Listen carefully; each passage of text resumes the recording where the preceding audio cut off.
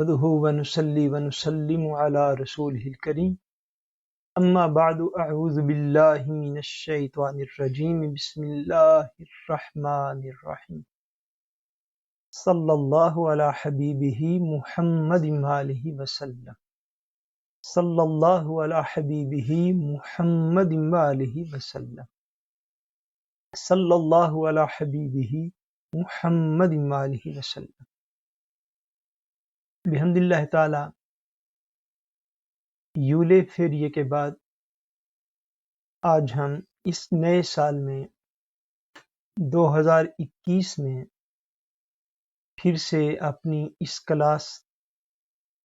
امام and مبلغہ course جو ہے اس کا آغاز کر رہے ہیں۔ تو سنی بہشتی زیور میں اس کا چیپٹر 1 عقائد کا ہم نے شروع کیا ہوا ہے، اور بحمد اللہ تعالی جب کا ہم نے اکتوبر سے اس کورس کا آغاز کیا، جو لوگ ریگولر اس کے اندر آ رہے ہیں، میں سمجھتا ہوں کہ بحمد اللہ تعالی اس مختصر عرصہ میں یہ صرف ایک دن کی کلاس ہوتی ہے، ہفتے میں ایک مرتبہ۔ تو اس دوران جو کرسمس کی چھٹیوں سے پہلے کلاس لگی، اس میں بحمد اللہ تعالی ہم نے عقائد کے اعتبار سے بہت سی ضروری اور بنیادی چیزیں جو ہیں ہم نے انہیں سیکھا ہے، اور اپنے عقائد کو ہم نے بحمد اللہ تعالی مضبوط کیا ہے۔ یہ سلسلہ جو ہے وہ جاری ہے، اور یہ چیپٹر جو ہے وہ چند کلاسز کے بعد انشاءاللہ مکمل ہونے کے قریب ہے۔ اس کے بعد انشاءاللہ تعالی نیا جو ہے اس کے اندر سلیبس جو ہے اس کو ہم ایڈ کریں گے۔ آج جہاں سے ہم سبق کا آغاز کریں گے وہ اس کتاب کا پیج 84 ہے۔ اس کتاب کے شروع میں اسلام کے بنیادی عقائد اور ان کی وضاحت کے ساتھ ساتھ جو ہے وہ بہت ساری ضروری چیزیں، اور چیپٹر کے اس حصے میں جو ایسے تاریخ اسلام کے اندر گروہ موجود ہوئے یا ان کے اثرات ابھی بھی باقی ہیں، کہ جنہوں نے حضور علیہ الصلوۃ والسلام کی امت کے سب سے بڑے گروہ کے ساتھ اختلاف کیے اور الگ الگ فرقوں میں تقسیم ہوئے، ان کی پہچان اور ان کے عقائد جو ہیں اس مقام پر بیان کیے جا رہے ہیں۔ لاسٹ مرتبہ جب ہماری کلاس ہوئی تھی تو اس سلسلہ میں روافض یعنی اہل شیعہ کے عقائد جو ہیں ان کو بیان کیا گیا تھا، اور آج جو ہے ان کے مقابلے میں جو دوسرا گروہ ہے جس کو خوارج کہا جاتا ہے یا خارجی کہتے ہیں، ان کے عقائد و نظریات جو ہیں اس حوالے سے جو ہے وہ آج کا چیپٹر جو ہے وہ شامل ہے۔ اس سے پہلے بھی میں نے یہ بات عرض کی تھی، جب ان گمراہ فرقوں کا بیان جو ہے وہ شروع ہوا تھا، تب بھی میں نے اس بات کو عرض کیا تھا کہ یہ فرقے جو ہیں وہ اب بھی دنیا میں چونکہ ایگزسٹ کرتے ہیں، اور چونکہ مسلمانوں کی آبادی بحمد اللہ تعالی مجموعی طور پر جو ہے وہ 1.5 ارب یا اس سے بھی زائد ہو چکی، سو یہ لاکھوں کی تعداد میں، کروڑوں کی تعداد میں دنیا کے مختلف حصوں میں پائے جاتے ہیں۔ ایک اس دور کا ایک کامن اور فیلس مسئلہ ہے جس کو میں آج کی گفتگو شروع کرنے سے پہلے بھی عرض کرنا اور اس کی یاد دہانی کروانا ضروری سمجھتا ہوں۔ یہ چیزیں جو اس کتاب کے اندر موجود ہیں، یہ انہی فرقوں کے جو علماء ہیں ان کی کتب سے اخذ کر کے یہاں پہ لکھی گئی۔ اب کسی بھی فرقے کے ساتھ، کسی بھی گروہ کے ساتھ جو شخص اپنے آپ کو منسلک کرتا ہے اور وہ سواد اعظم سے یعنی اہل سنت و جماعت سے اپنے آپ کو خارج کرتا ہے اور ان کے ساتھ اپنے آپ کو منسوب اور منسلک اور تلخنیتت کرتا ہے، لیکن وہ کسی وجہ سے ان عقائد کو نہ تو جانتا ہے اور نہ ہی وہ ان عقائد کے اوپر تھرو رکھتا ہے، ایمان رکھتا ہے، جو کہ انہی فرقوں کے بڑے بڑے علماء نے اپنے اپنے ادوار میں لکھی، اور پیچھے جو ان کے فالوورز ہیں ایکچولی سمجھنے والے لوگ وہ ان چیزوں کو فالو کرتے ہیں، علمی طور پر فالو کرتے ہیں، عقلی طور پر انہیں درست مانتے ہیں۔ ان لوگوں کو چھوڑ کر ایک عام اور کامن مسلمان جو ہے، جو کہ کسی اپنی وراثتی تعلق کی وجہ سے، عرب کی وجہ سے، اپنی بیڈ کمپنی، بری صحبت کی وجہ سے، اپنے یاروں دوستوں محلے داروں کی وجہ سے، وہ کسی طرح اس کو اسلام کی درست پکچر سمجھ کے، اسلام کی درست آئیڈیالوجی سمجھ کے وہ ان کے اندر آ گیا، لیکن وہ ان عقائد کے اوپر بلیو نہیں کرتا جو اس کتاب کے مطابق جو ہے عرض کیے جا رہے ہیں، جو کہ ایکچولی اس کتاب میں کہاں سے آئے ہیں؟ انہی فرقوں کے علماء کی کتب سے آئے ہیں۔ جو ایک کامن مسلمان ہے، جس سے میں نے تب عرض کیا تھا، جس بات کے اوپر پورا بلیو اور اعتقاد رکھتا ہے اللہ تبارک و تعالیٰ کی ذات و صفات میں کسی اور کو شریک نہیں کرتا، یعنی نہ تو وہ شرک کا گناہ کرتا ہے۔ حضور نبی اکرم نور مجسم صلی اللہ علیہ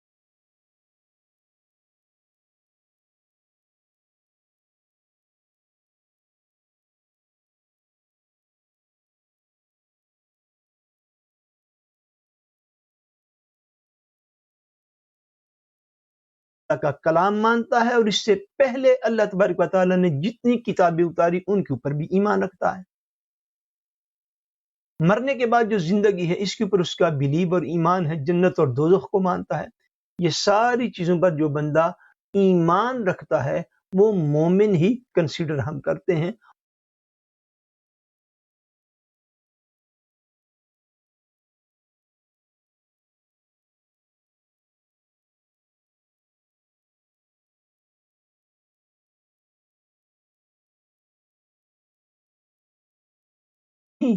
امپاسبل ہے اور ناممکن ہے۔ پھر اس موقع پر یہ نہیں دیکھا جاتا کہ وہ سر کے اوپر ٹوپی باندھتا ہے، ٹوپی پہنتا ہے یا دستار باندھتا ہے، وہ عورت نقاب کرتی ہے یا حجاب کرتی ہے، وہ مسلمان مرد داڑھی رکھتا ہے یا شیو کروا لیتا ہے، وہ جبہ اور دستار پہنتا ہے یا پینٹ شرٹ اور سوٹ پہنتا ہے۔ دس پلر انگرول ہے۔ ایمان کا تعلق عقائد کے ساتھ ہے، اس کا تھرو کیا ہے، اس کا عقیدہ کیا ہے، اس کا نظریہ کیا ہے، وہ کس آئیڈیالوجی پر اپنی زندگی کو گزار رہا ہے۔ اگر اس میں کوئی چیز کفریہ شامل ہے تو اس کو مومن ڈکلیئر نہیں کیا جا سکتا۔ یہ چیز آپ کو ہمیشہ ذہن نشین رہنی چاہیے کہ اگر کوئی شخص ان جماعت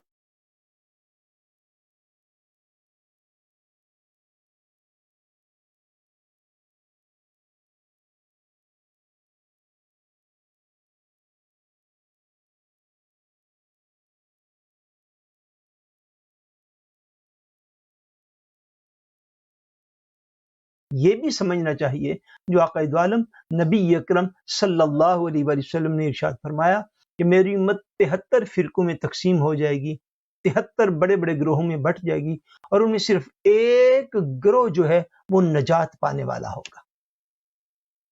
جس کی نشانی اور علامات پیچھے پڑ چکے ہیں، ہر چیز کو دہرانے کی ضرورت نہیں۔ آج ہم پڑھیں گے خارجی یہ فرقہ کیا ہے اور اس کے عقائد و نظریات کیا ہیں۔ ان کے حوالے سے جو آخری گفتگو ہے یہاں پر، وہاں پر جو ہے ان کے عقائد و نظریات دیے گئے ہیں۔ جس بھی جماعت کے اس دور میں ویسے عقائد و نظریات ہوں گے اس کو خارجی فکر کی جماعت ہی ڈکلیئر کیا جائے گا۔ چاہیے کہ اب جس اہل شیعہ کا جو ہے ایک نام باقی ہے یا روافظ کا نام باقی ہے، بظاہر لگتا ہے کہ خارجیوں کا اب نام باقی نہیں ہے، کیونکہ یہ نام آگے ایگزسٹ نہیں کیا، لیکن وہ جو عقائد و نظریات ہیں وہ ایگزسٹ کر رہے ہیں۔ جب آپ ان کو پڑھیں گے تو آپ یقیناً جو ہے اس کو آسانی سے سمجھ پائیں گے انشاءاللہ تبارک و تعالی۔ خارجی یہ ایک گمراہ اور گم کردہ راہ ہدایت فرقہ ہے جو جنگ صفین کے بعد حضرت مولا علی المرتضیٰ کرم اللہ تعالی وجہہ الکریم کی نصرت و حمایت سے دستبردار اور آپ کے خلاف بغاوت پر کمر بستہ ہو کر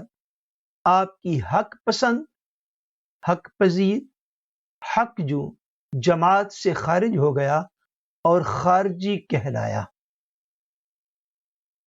خارجی کون لوگ تھے؟ تاریخی طور پر خارجی وہ لوگ تھے جس طرح کہ تاریخ سے جو لوگ منسلک ہیں یا تاریخ کی اسٹڈی کرنے والے لوگ ہیں وہ اس بات کو جانتے ہیں کہ خلافت راشدہ کے آخری دور میں جب امیر المومنین امام المتقین حضور سیدنا علی المرتضیٰ رضی اللہ تعالیٰ عنہ خلیفہ وقت ہوئے تو امیر المومنین امام المتقین حضرت سیدنا عثمان غنی رضی اللہ تعالیٰ عنہ آپ کی جو شہادت ہوئی اور جس مظلومانہ طریقے پر آپ کی شہادت ہوئی، اس انتہائی نازک صورتحال اور اس انتہائی نازک گڑی میں صحابہ کرام کی اس ایشو پر جو ہے وہ جماعت جو ہے دو حصوں میں تقسیم ہو گئی۔ یہ میں اختصار کے ساتھ آپ کو یہ بات عرض کر رہا ہوں، وہ دو حصوں میں تقسیم ہو گئی۔ بالآخر کیا ہوا؟ اس تقسیم کے نتیجہ میں چلتے چلتے حضرت سیدنا عثمان غنی رضی اللہ تعالیٰ عنہ کی شہادت کے چند ماہ کے بعد صحابہ کرام ایک دوسرے کے سامنے میدان جنگ میں صف آرا ہو گئے۔ یہ یقیناً اسلام کی تاریخ کی ایک بہت بڑی بیڈ لک تھی اور یہ بہت بڑا ایک ایسا مرحلہ تھا کہ جس پر تاریخ اسلام جتنا بھی افسوس کرے یقیناً وہ کم ہے، لیکن چونکہ ایسا ہوا۔ اب اس مشہور جنگ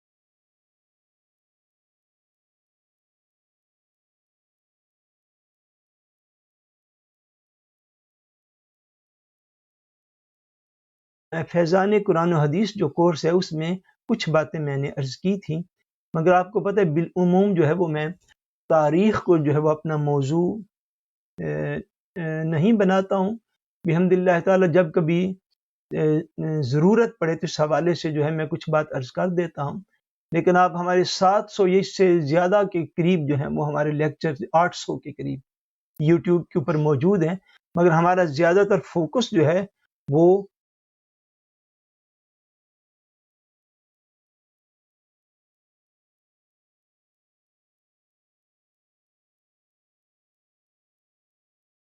اس ذیل میں اگر کوئی کبھی بات عرض کرنی پڑے تو وہ میں ضرور کرتا ہوں، لیکن اس بات کو آپ سمجھیے کہ وہ اختلاف جو ہوا اس اختلاف کے نتیجے میں ایک اور جنگ بھی ہوئی جس کو جنگ صفین کہتے ہیں۔ جب جنگ صفین ہو گئی تو شہنشاہ ولایت، باب العلم، خلیفہ راشد، داماد رسول، صحابی رسول حضور سیدنا علی المرتضیٰ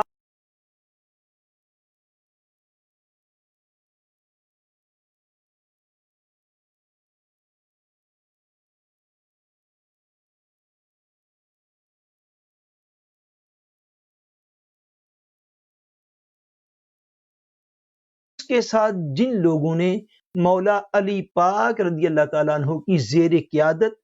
آپ کے جھنڈے کے نیچے جنہوں نے جنگ کی، ان لوگوں میں سے کچھ لوگ ایسے بدبخت ہوئے کہ معاذ اللہ ثم معاذ اللہ انہوں نے صحابہ کرام کے دونوں گروہوں کو جو جنگ صفین میں موجود تھے معاذ اللہ ان دونوں پر سخت علمی فتوے لگائے اور وہ حضرت مولا علی پاک رضی اللہ تعالیٰ عنہ کے گروہ سے باہر نکل گئے اور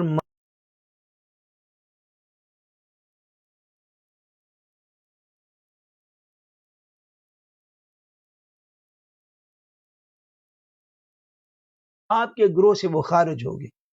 انہوں نے اپنا الگ ٹھکانہ کیا، اس گروہ سے نکلے، خارج ہوئے، چونکہ حضرت مولا علی پاک رضی اللہ تعالیٰ عنہ اس جنگ میں حضرت علی پاک رضی اللہ تعالیٰ عنہ کا موقف درست تھا اور آپ حق پر تھے اور آپ کی جماعت جو ہے وہ حق پر تھی، آپ کا موقف ہی درست تھا۔ آپ کے مقابل جو صحابہ کرام یا ان کی حمایتی لوگ آئے،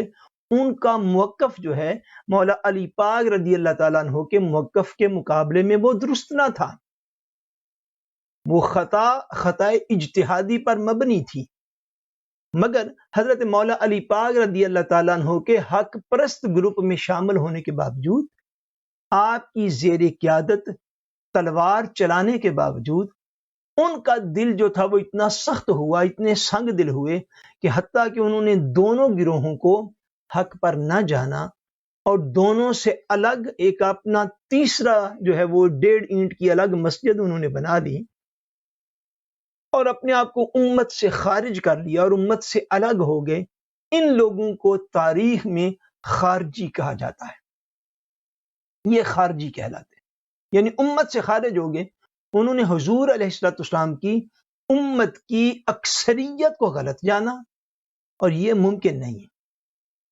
عقائد و نظریات کے باب میں ایسا ممکن نہیں ہے کہ حضور علیہ السلام کی امت کی ایک بھاری اکثریت جو ہے وہ غلط عقائد پر جم جائے۔ یہ قرآن و سنت کی تعلیمات کے بالکل منافی بات ہے۔ اگر 10,000 علماء روئے زمین پر موجود ہوں بالفرض، یہ ممکنات میں سے نہیں ہے کہ 10,000 میں سے ایک بھاری اکثریت یعنی 700-800 عالم دین جو ہے وہ عقائد و نظریات کے باب میں جو ہے وہ غلط ہو جائے اور 150 یا 200 جو ہے وہ درست ہو جائیں، یہ ممکنات میں سے نہیں ہے۔ یہ امت جو ہے یہ اس نہج پر اس امت کی قسمت نہیں ہے۔ حضور نبی اکرم صلی اللہ علیہ وسلم کا ایک فرمان پاک ہے جس کا مفہوم یہ ہے، فرمایا کہ میری امت جو ہے یہ کبھی بھی گمراہی پر جمع نہیں ہوگی۔ یہ فرقہ فرقہ تو ہو جائیں گے مگر جو علمی موقف ہے اس میدان کے اندر فرمایا عقائد و نظریات کے بارے میں ایسا نہیں ہوگا کہ میری امت کی اکثریت جو ہے وہ اکثریت ہی غلط عقائد پر جم جائے، یہ ممکن نہیں۔ اب ایک لشکر کی قیادت حضرت سیدنا معاویہ رضی اللہ تعالیٰ عنہ کے پاس تھی، دوسرے لشکر کی قیادت امیر المومنین امام المتقین حضور سیدنا مولا علی المرتضیٰ رضی اللہ تعالیٰ عنہ کے پاس تھی، اور یہ ایسے بدبخت ہوئے درمیان میں کہ انہوں نے صحابہ کرام کی بھاری جمعیت کو چھوڑ دیا، ان کی جماعت کو چھوڑ دیا،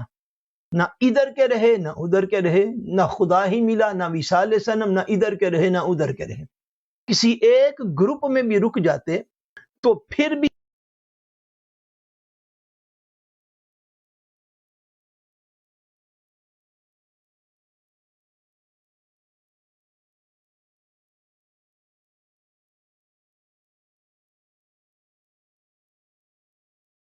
کر سکتے۔ صحابہ کرام پر دی،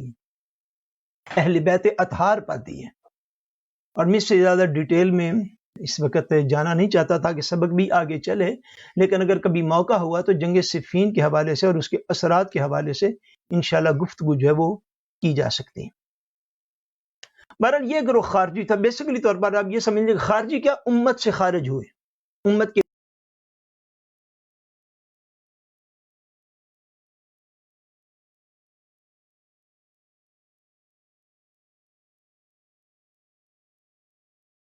بھاری اکثریت کس طرف ہے؟ انہوں نے کہا نہیں جی ہمیں تو اس طرح سمجھ آیا، چونکہ ہمیں ہی سمجھ آ گیا اس لیے ہم تو ان سے الگ ہو جائیں گے۔ وہ الگ ہو گئے، چونکہ امت سے انہوں نے الگ موقف اپنا لیا، اس لیے وہ خوارج کہلائے اور خارجی کہلائے۔ یہی وہ گروہ ہے جس نے ہزارہا صحابہ کرام کو خارج از اسلام اور کافر و مشرک ٹھہرایا۔ میرے ذہن میں نہیں تھا کہ یہ جملہ یہاں پر لکھا ہوگا۔ یہ وہ گروہ تھا خارجی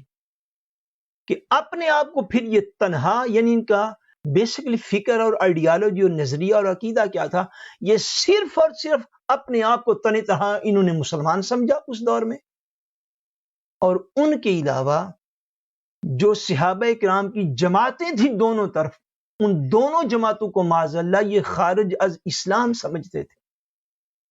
اور ان صحابہ کرام کی جماعتوں کو یہ کافر و مشرک معاذ اللہ سمجھتے تھے، اور اپنے آپ کو مومن اور مسلمان جانتے معاذ اللہ ثم معاذ اللہ۔ یہی وہ گروہ ہے جسے حضرت عبداللہ ابن عمر رضی اللہ تعالی عنہما بدترین خلق جانتے تھے کہ انہوں نے وہ آیتیں جو کافروں کے حق میں اتری اٹھا کر مسلمانوں پر رکھ دیں۔ آپ جانتے ہیں کہ حضرت سیدنا عبداللہ ابن عمر رضی اللہ تعالیٰ عنہما ایک عظیم صحابی رسول، امیر المومنین امام المتقین حضرت سیدنا عمر فاروق رضی اللہ تعالیٰ عنہ کے بیٹے اور صاحبزادے۔ وہ فرمایا کرتے تھے کہ خوارج جو ہیں، خوارج یہ خارجی لوگ، یہ بدترین خلق ہیں،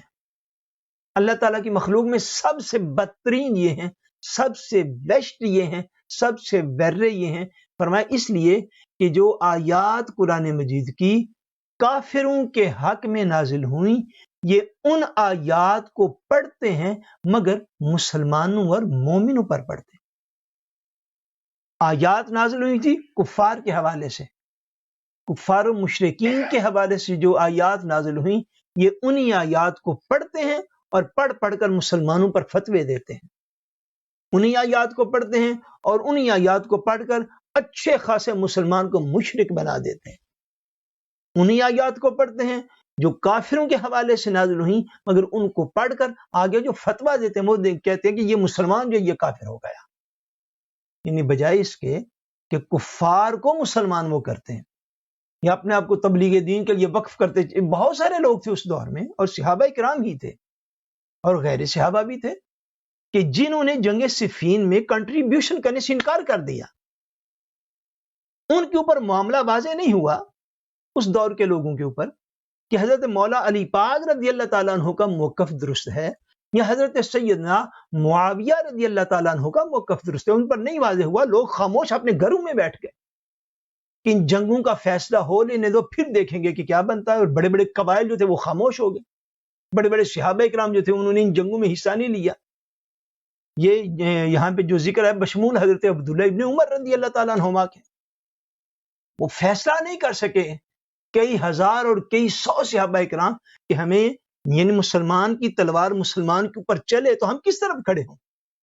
تلوار چلانے والوں میں کھڑے ہوں یا تلوار کا وار سہنے والوں میں کھڑے ہوں۔ یہ چیز بہت احتیاط کا تقاضا کرتی تھی۔ وہ خاموشی سے اپنے گھروں میں بیٹھ گئے۔ خوارج بھی ایسا کر سکتے تھے، یہ چلو جنگ کے اندر حصہ نہ لیتے تو تبلیغ دین کرنے کے لیے کفار کے علاقوں میں چلے جاتے اور وہاں پہ اللہ تعالیٰ کے دین کو پھیلاتے۔ اگر اس بات کی انہیں نہیں تھی سمجھ آ رہی، یہ آسان رستہ تھا، مگر کرتے کیا تھے؟ مسلمانوں میں رہتے، صحابہ کرام میں رہتے، اور کیا کرتے؟ جو کفار کے حوالے سے قرآن مجید میں حضور علیہ الصلوۃ والسلام پر آیات نازل ہوئی ان کو پڑھتے، مگر مسلمانوں کو، صحابہ کرام کو، ان کو پڑھ کر فتوے لگا کر ان کو کافر قرار دیتے، جس کی ایک مثال نیچے موجود۔ یہی وہ فرقہ ہے کہ جس سے حضرت عبداللہ ابن عباس رضی اللہ تعالیٰ عنہما نے حضرت امیر المومنین مولا علی پاک کرم اللہ تعالی وجہہ الکریم سے فہمائش کی اجازت چاہی تھی، اور بحکم امیر المومنین تشریف لے گئے اور ان سے پوچھا کہ کیا بات امیر المومنین کی تم کو ناپسند آئی؟ فہمائش کہتے ہیں ڈسکشن کرنے کو، بات چیت کرنا، مذاکرات کرنا۔ حضرت عبداللہ ابن عباس رضی اللہ تعالیٰ عنہما آپ نے اجازت چاہی حضور سیدنا مولا علی پاک رضی اللہ تعالیٰ عنہ سے کہ حضور یہ آپ کے لشکر کے اندر شامل تھے، الگ ہو گئے ہیں، خوارج ہو گئے ہیں، خارج ہو گئے ہیں، مسلمانوں کی جماعت سے باہر نکل گئے ہیں، اگر آپ اجازت دیں تو میں ان کے ساتھ مذاکرات کرتا ہوں، ڈسکشن کرتا ہوں، کوشش کرتا ہوں کہ یہ واپس آ جائیں اور اسی طرح آپ کی جماعت میں شامل ہو جائیں۔ حضور مولا علی پاک رضی اللہ تعالیٰ عنہ نے اجازت دے دی۔ حضرت عبداللہ ابن عباس رضی اللہ تعالیٰ عنہ ان کے پاس کے آگے وہ احوال جو وہ درج ہے کہ انہوں نے پوچھا کہ تم کو امیر المومنین حضرت مولا علی پاک رضی اللہ تعالیٰ عنہ کی کون سی بات ہے جو تمہیں ناپسند ہوئی ہے، جس وجہ سے تم یعنی 4 دن پہلے اس طرح کے تھے کہ آپ کے زیر قیادت، آپ کے لشکر میں، آپ کے جھنڈے کے نیچے تلوار اٹھا کے حضرت معاویہ رضی اللہ تعالیٰ عنہ کے خلاف لڑ رہے تھے، تم ان کے لشکری تھے، تم ان کی فوج تھے، تو تمہیں کیا ہوا کہ اب تم نے الگ اپنے آپ کو کر لیا ہے اور اب ہر طرف فتوے دیتے پھرتے ہو کہ یہ بھی صحیح نہیں، وہ بھی صحیح نہیں، معاذ اللہ ثم معاذ اللہ۔ اس کی وجہ کیا ہے؟ تو انہوں نے کہا وجہ یہ ہے کہ واقعہ صفین میں ابو موسیٰ کو حضرت مولا علی پاک نے حکم بنایا۔ اب حکم کسے کہتے ہیں؟ حکم کہتے ہیں جس کو ہم اردو میں ایک اور لفظ یوز کرتے ہیں، ثالث۔ کیا لفظ؟ ثالث۔ یعنی اگر دو فریق جو ہیں ان کے اندر کسی معاملے کے اندر ڈس ایگری ہو جائیں، ٹو اینی ہو جائیں، غیر متفق ہو جائیں، تو ان دونوں فریق میں ایک بندہ بطور ثالث یا بطور حکم کہ جو ان کی دونوں کی بات، اس فریق کی بھی بات سنیں، اس فریق کی بھی بات سنیں، اس گروہ کی بھی بات سنیں، اس گروہ کی بھی بات سنیں، اور دونوں فریق یہ کہیں کہ یہ شخص جو فیصلہ کر دے گا ہم اس کو مان لیں گے، اس کو حکم کہتے ہیں یا اسے ثالث کہتے ہیں۔ اب انہوں نے حضرت مولا علی پاک رضی اللہ تعالیٰ عنہ پہ معاذ اللہ ثم معاذ اللہ اعتراض کیا لگایا؟ انہوں نے کہا کہ واقعہ صفین میں حضرت مولا علی پاک رضی اللہ تعالیٰ عنہ نے حضرت ابو موسیٰ اشعری رضی اللہ تعالیٰ عنہ کو حکم بنایا۔ کیا بنایا؟ حکم بنایا، ثالث بنایا۔ تو حضرت ابو موسیٰ اشعری کو ثالث بنانا، حکم بنانا، میگلر بنانا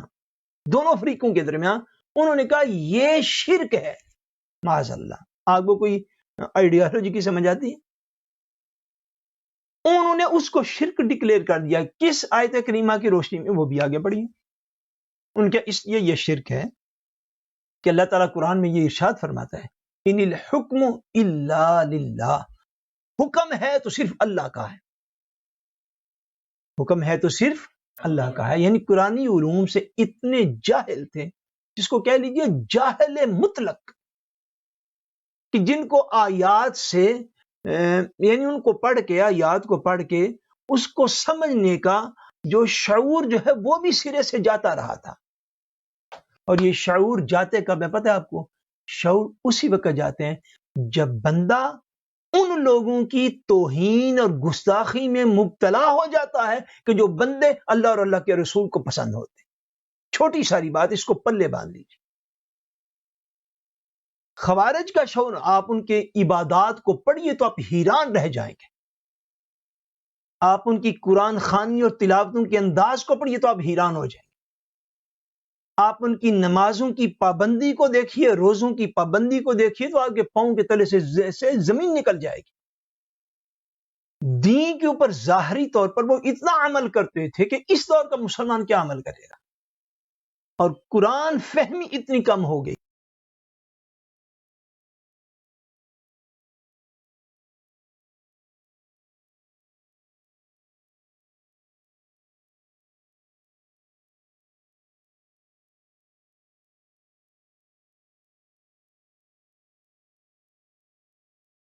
موسیٰ اشعری کو چونکہ حکم بنا دیا، اس لیے اس حکم کی جو ہے وہ فالو اپ ٹھیک نہیں ہوا، اور حکم چونکہ اللہ کا ہے، ابو موسیٰ کا حکم نہیں ہو سکتا، اس لیے یہ شرک ہے۔ انا للہ و انا الیہ راجعون۔ قرآن مجید کا ادنا سارا طالب علم اس بات کو سمجھ سکتا ہے۔ اب یہ بات ذہن نشین کر لیجئے، قرآن فہمی جو ہے اس کے اوپر تالے تب پڑتے ہیں، شعور تب ختم کر دیا جاتا ہے کہ جب بندہ ان ہستیوں کی توہین میں، بے ادبی میں، گستاخی میں مبتلا ہو جائے۔ وہ تو صحابہ کرام تھے نا، وہ تو اہل بیت اطہار تھے، جن کی فضیلت پر قرآن میں آیات بھی موجود تھیں، اور حضور نبی اکرم صلی اللہ علیہ وسلم کے فرمان بھی موجود تھے۔ اور ان کی عظمتوں کا کیا کہنا کہ حضور پاک کی زبان سے ان کی بائی نیم تعریف ہوئی تھی، اور یہ بہت بڑا مقام تھا ان کا۔ درجنوں احادیث تھی ان کی شان و عظمت میں، جن پر وہ خوارج ہیں وہ فتوے لگا رہے تھے۔ یہی چیز ذہن نشین کا لیجیے، یہ آج تک یہ فلسفی درست ہے، اور آج سے لے کر قیامت تک یہ درست رہے گی۔ کیا کہ وہ ہستیاں، وہ لوگ، میں کہہ رہا ہوں آپ صحابہ کرام کو چھوڑ دیجیے، اہل بیت اطہار کو چھوڑ دیجیے، وہ تو ایسے معزز لوگ تھے کہ زمین پہ کھڑے ہوئے ستاروں سے بلند ان کا مقام و مرتبہ بنتا ہے۔ اگر کوئی شخص کسی بندے کو اللہ کا ولی بھی سمجھتا ہو اور اس کی بھی توہین اور بے ادبی اور گستاخی کر بیٹھے تو اس کے اوپر بھی قرآنی شعور کا دروازہ بند ہو جاتا۔ یہ ذہن نشین کر لیجئے یہ بات۔ اس دور میں تو ہر کوئی بندہ کسی کو بندہ نہیں سمجھتا نا، یہ دور وہ آ گیا۔ جو بندہ 2 کتابیں پڑھ لیتا ہے وہ سمجھتا ہے کہ اب بات جو میری سمجھ میں آ گئی یہ دنیا کے کسی بندے کی سمجھ میں نہیں ہے، اور وہ یہ نہیں سمجھتا کہ اس امت کا 1400 سال کا ریکارڈ ہے۔ وہ نہیں سمجھتا کہ اس قرآن و حدیث کو 1400 سال سے لوگ پڑھتے آ رہے ہیں، وہ اتنی بات نہیں سمجھتا کہ 1400 سال سے جن کتابوں کو لوگ پڑھتے آ رہے ہیں، اس کے باوجود اکثریت امت مسلمہ کا جو فیصلہ ہے اسی کے اندر خیر ہے، اسی کے اندر برکت ہے، اور وہی راہ راست ہے۔ اتنی سمپل اور چھوٹی ساری بات اس دور میں لوگوں کی سمجھ شریف میں نہیں آتی ہے۔ وہ اس بات سے ان الحکم الا للہ، اس کو پڑھ کے حضرت مولا علی پاک پر، آپ کے گروہ پر، دیگر اصحاب پر وہ فتوے دیتے تھے معاذ اللہ۔ حضرت عبداللہ ابن عباس کے سامنے انہوں نے یہ آیت پیش بھی کر دی، اور آپ کو اب کیا بتاؤں کہ حضرت عبداللہ ابن عباس رضی اللہ تعالیٰ عنہ وہ تھے کہ جن کی تعریف حضور پاک صلی اللہ علیہ وسلم کی زبان اقدس سے ہوئی تھی۔ حضور علیہ السلام نے حضرت عبداللہ ابن عباس کی قرآن فہمی اور قرآن کی تفسیر کے علم کے لیے حضور پاک نے ان کے لیے دعا فرمائی تھی۔ یہ وہ عبداللہ ابن عباس تھے۔ ان کے سامنے اب دیکھیے نا، یہ وہی بات ہے کہ شاگرد استاد کے سامنے آیتیں پیش کرے، اور وہ بھی سیکھنے کے لیے نہیں، اعتراض کرنے کے لیے۔ بہرحال انہوں نے کہا، حضرت عبداللہ ابن عباس رضی اللہ تعالیٰ عنہ نے فرمایا، اسی قرآن کریم میں یہ آیت بھی تو ہے، انہیں سمجھانے کے لیے فرمایا فَبَعْثُوا حَكَمًا مِّنْ أَهْلِهِ وَحَكَمًا مِّنْ أَهْلِهَا، کہ جب میاں بیوی دونوں ہو جائیں ناراض، تو قرآن مجید نے اس کے ایک طریقہ جو ہے وہ ارشاد فرمایا ہے کہ وہ طلاق تک نہ پہنچیں، وہ طلاق لینے کی کوشش نہ کریں۔ اگر میاں بیوی میں کوئی ناراضگی ہوگی ہے تو فرمایا ان میں صلح کروانے کی کوشش کرو، اور پھر کرو کیا کہ فَبَعْثُوا حَكَمًا مِّنْ أَهْلِهِ وَحَكَمًا مِّنْ أَهْلِهَا، کہ پھر خامند کے خاندان سے ایک حکم لے لو، ایک ثالث لے لو، اور ایک بیوی کے خاندان سے ایک حکم اور ثالث لے لو، کہ ان دونوں میں صلح کرواؤ۔ اور صلح کیسے کرواؤ؟ فرمایا تم یہ کہتے ہو کہ اللہ کہتا ہے حکم میرا ہی ہے، تو اللہ تو خود حکم دے رہا ہے، جو حضرت عبداللہ ابن عباس نے فرمایا، اللہ تو خود حکم دے رہا ہے کہ اگر میاں بیوی کے اندر بھی کوئی اختلاف ہو جائے دو انسانوں میں، تو اس طرح کیا کرو کہ اختلاف کو ختم کرنے کے لیے ایک بندہ ثالث اور حکم شوہر کے خاندان سے لے لو، اور ایک حکم اور ثالث بیوی کے خاندان سے لے لو۔ تو اگر وہ دونوں اصلاح چاہتے ہیں تو اللہ تبارک و تعالیٰ اس امر سے ان دونوں کو دوبارہ میل دے گا اور ان کی ملاقات کروا دے۔ اگر وہ نیت و ارادہ رکھتے ہیں ملنے کا،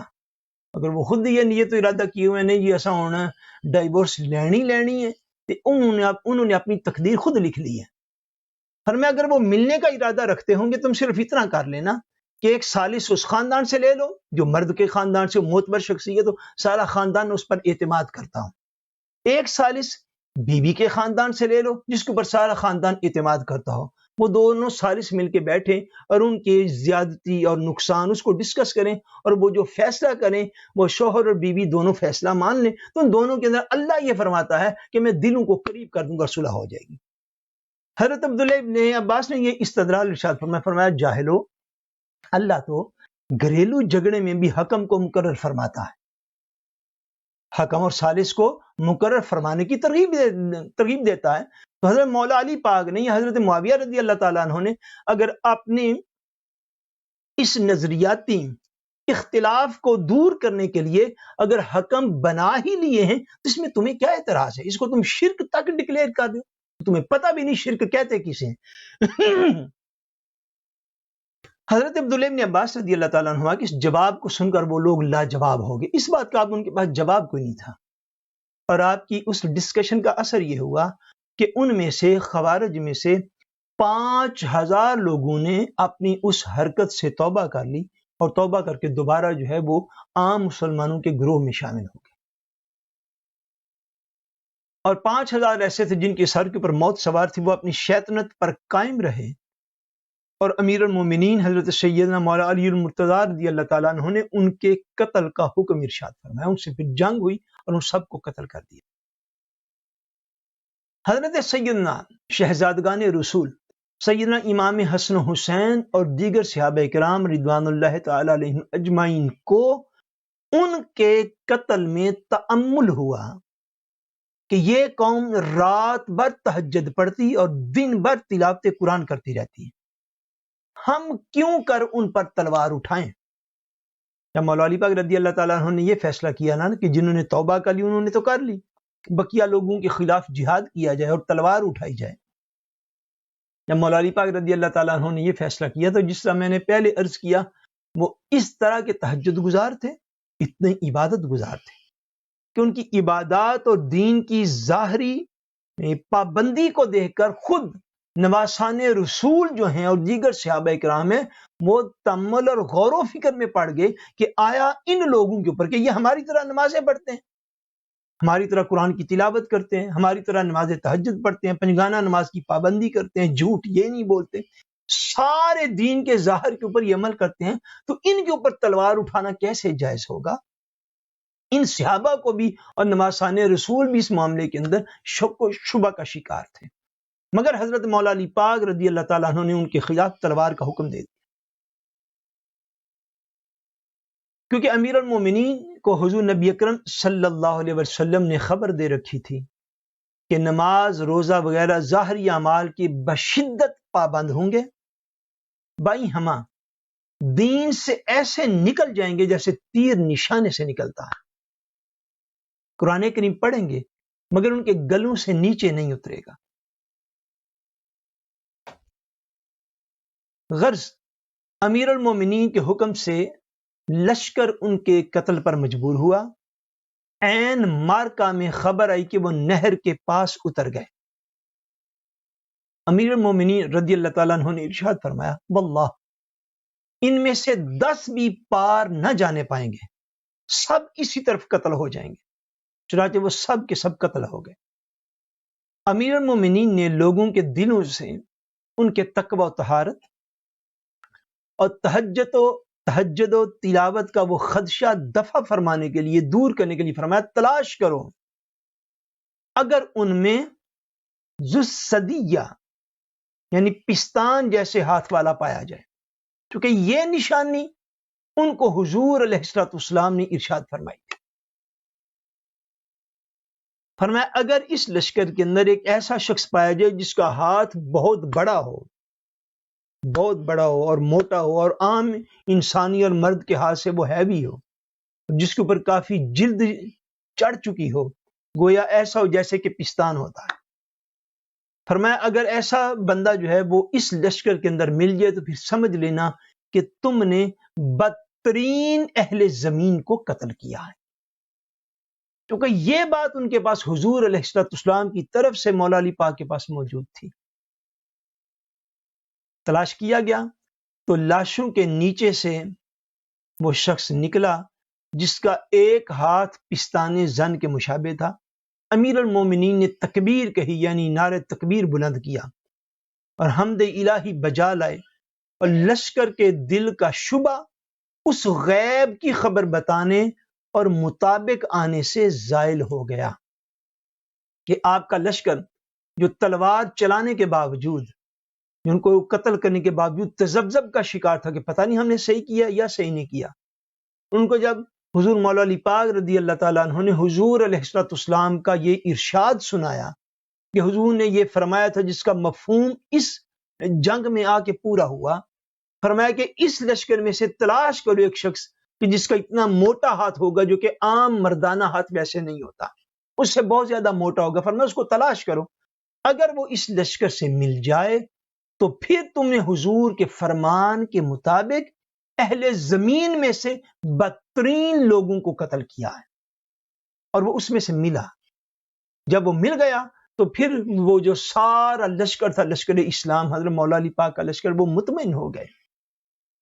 اور انہوں نے سمجھا کہ جو مولا علی پاک رضی اللہ تعالیٰ عنہ نے فیصلہ فرمایا تھا وہ فیصلہ بالکل درست تھا، کیونکہ اسی کے مطابق جو تھا وہ انجام ہوا۔ یہ چیز بڑی نازک ہے اور یہ چیز بڑی سمجھنے والی ہے کہ وہ لوگ جو ظاہری طور پر بڑی عبادت گزار تھے، بڑی تقوی و طہارت والے تھے اور اتنے متقی دکھائی دیتے تھے، اتنے پرہیزگار دکھائی دیتے تھے کہ صحابہ کرام بھی ان پر تلواریں چلانے میں جو تھے وہ شک و شبہ کا شکار ہو گئے، مگر حضور علیہ السلام نے انہیں روئے زمین کی سب سے بدترین مخلوق فرمایا تھا۔ ورفر اس لیے اس کی ایک حکمت یہ ہے کہ وہ لوگ صحابہ اور اہل بیت کے گستاخ اور بے ادب ہو گئے، اور انہوں نے ساری امت کی بھاری اکثریت کو گمراہ سمجھنا شروع کر دیا، معاذ اللہ ثم معاذ اللہ، اور اپنے آپ کو حق پہ سمجھنا شروع کر دیا۔ یہ وہ بنیادی چیز تھی جس کی وجہ سے وہ اس روئے زمین کی بدترین مخلوق کہلائے۔ سو یہ عادات بدتر لوگوں کی ہیں، یہ ذہن نشین کر لیجیے علمی طور پر، کہ جو امت کی اکثریت کو کچھ سمجھے ہی نہ، علمی طور پر یہی نہ سمجھے کہ 1400 سال سے امت کا ایک طریق چلا رہا ہے، امت کے پاس وہ استدلال کی قوت ہے کہ آپ بات کریں تو زمین سے آسمان تک لوگ دلائل کے انبار لگا کے رکھیں، مگر حضور کی امت کی اکثریت کو غلط سمجھنا اور آپ 4 بندوں کو ساتھ لے کر 2-4 ہزار بندوں کو ساتھ لے کر سمجھنا کہ میں درست ہوں اور میرا موقف ٹھیک ہے، یا صحابہ اور اہل بیت اطہار کی بے ادبی، گستاخی اور توہین میں مبتلا ہو جانا، یہ بدترین خلق جو ہوتی ہے یہ اس کے کام۔ کسی نے کہا حمد ہے اسے جس نے ان کی نجاست سے زمین کو پاک کیا۔ اب اگلی بات سنیے،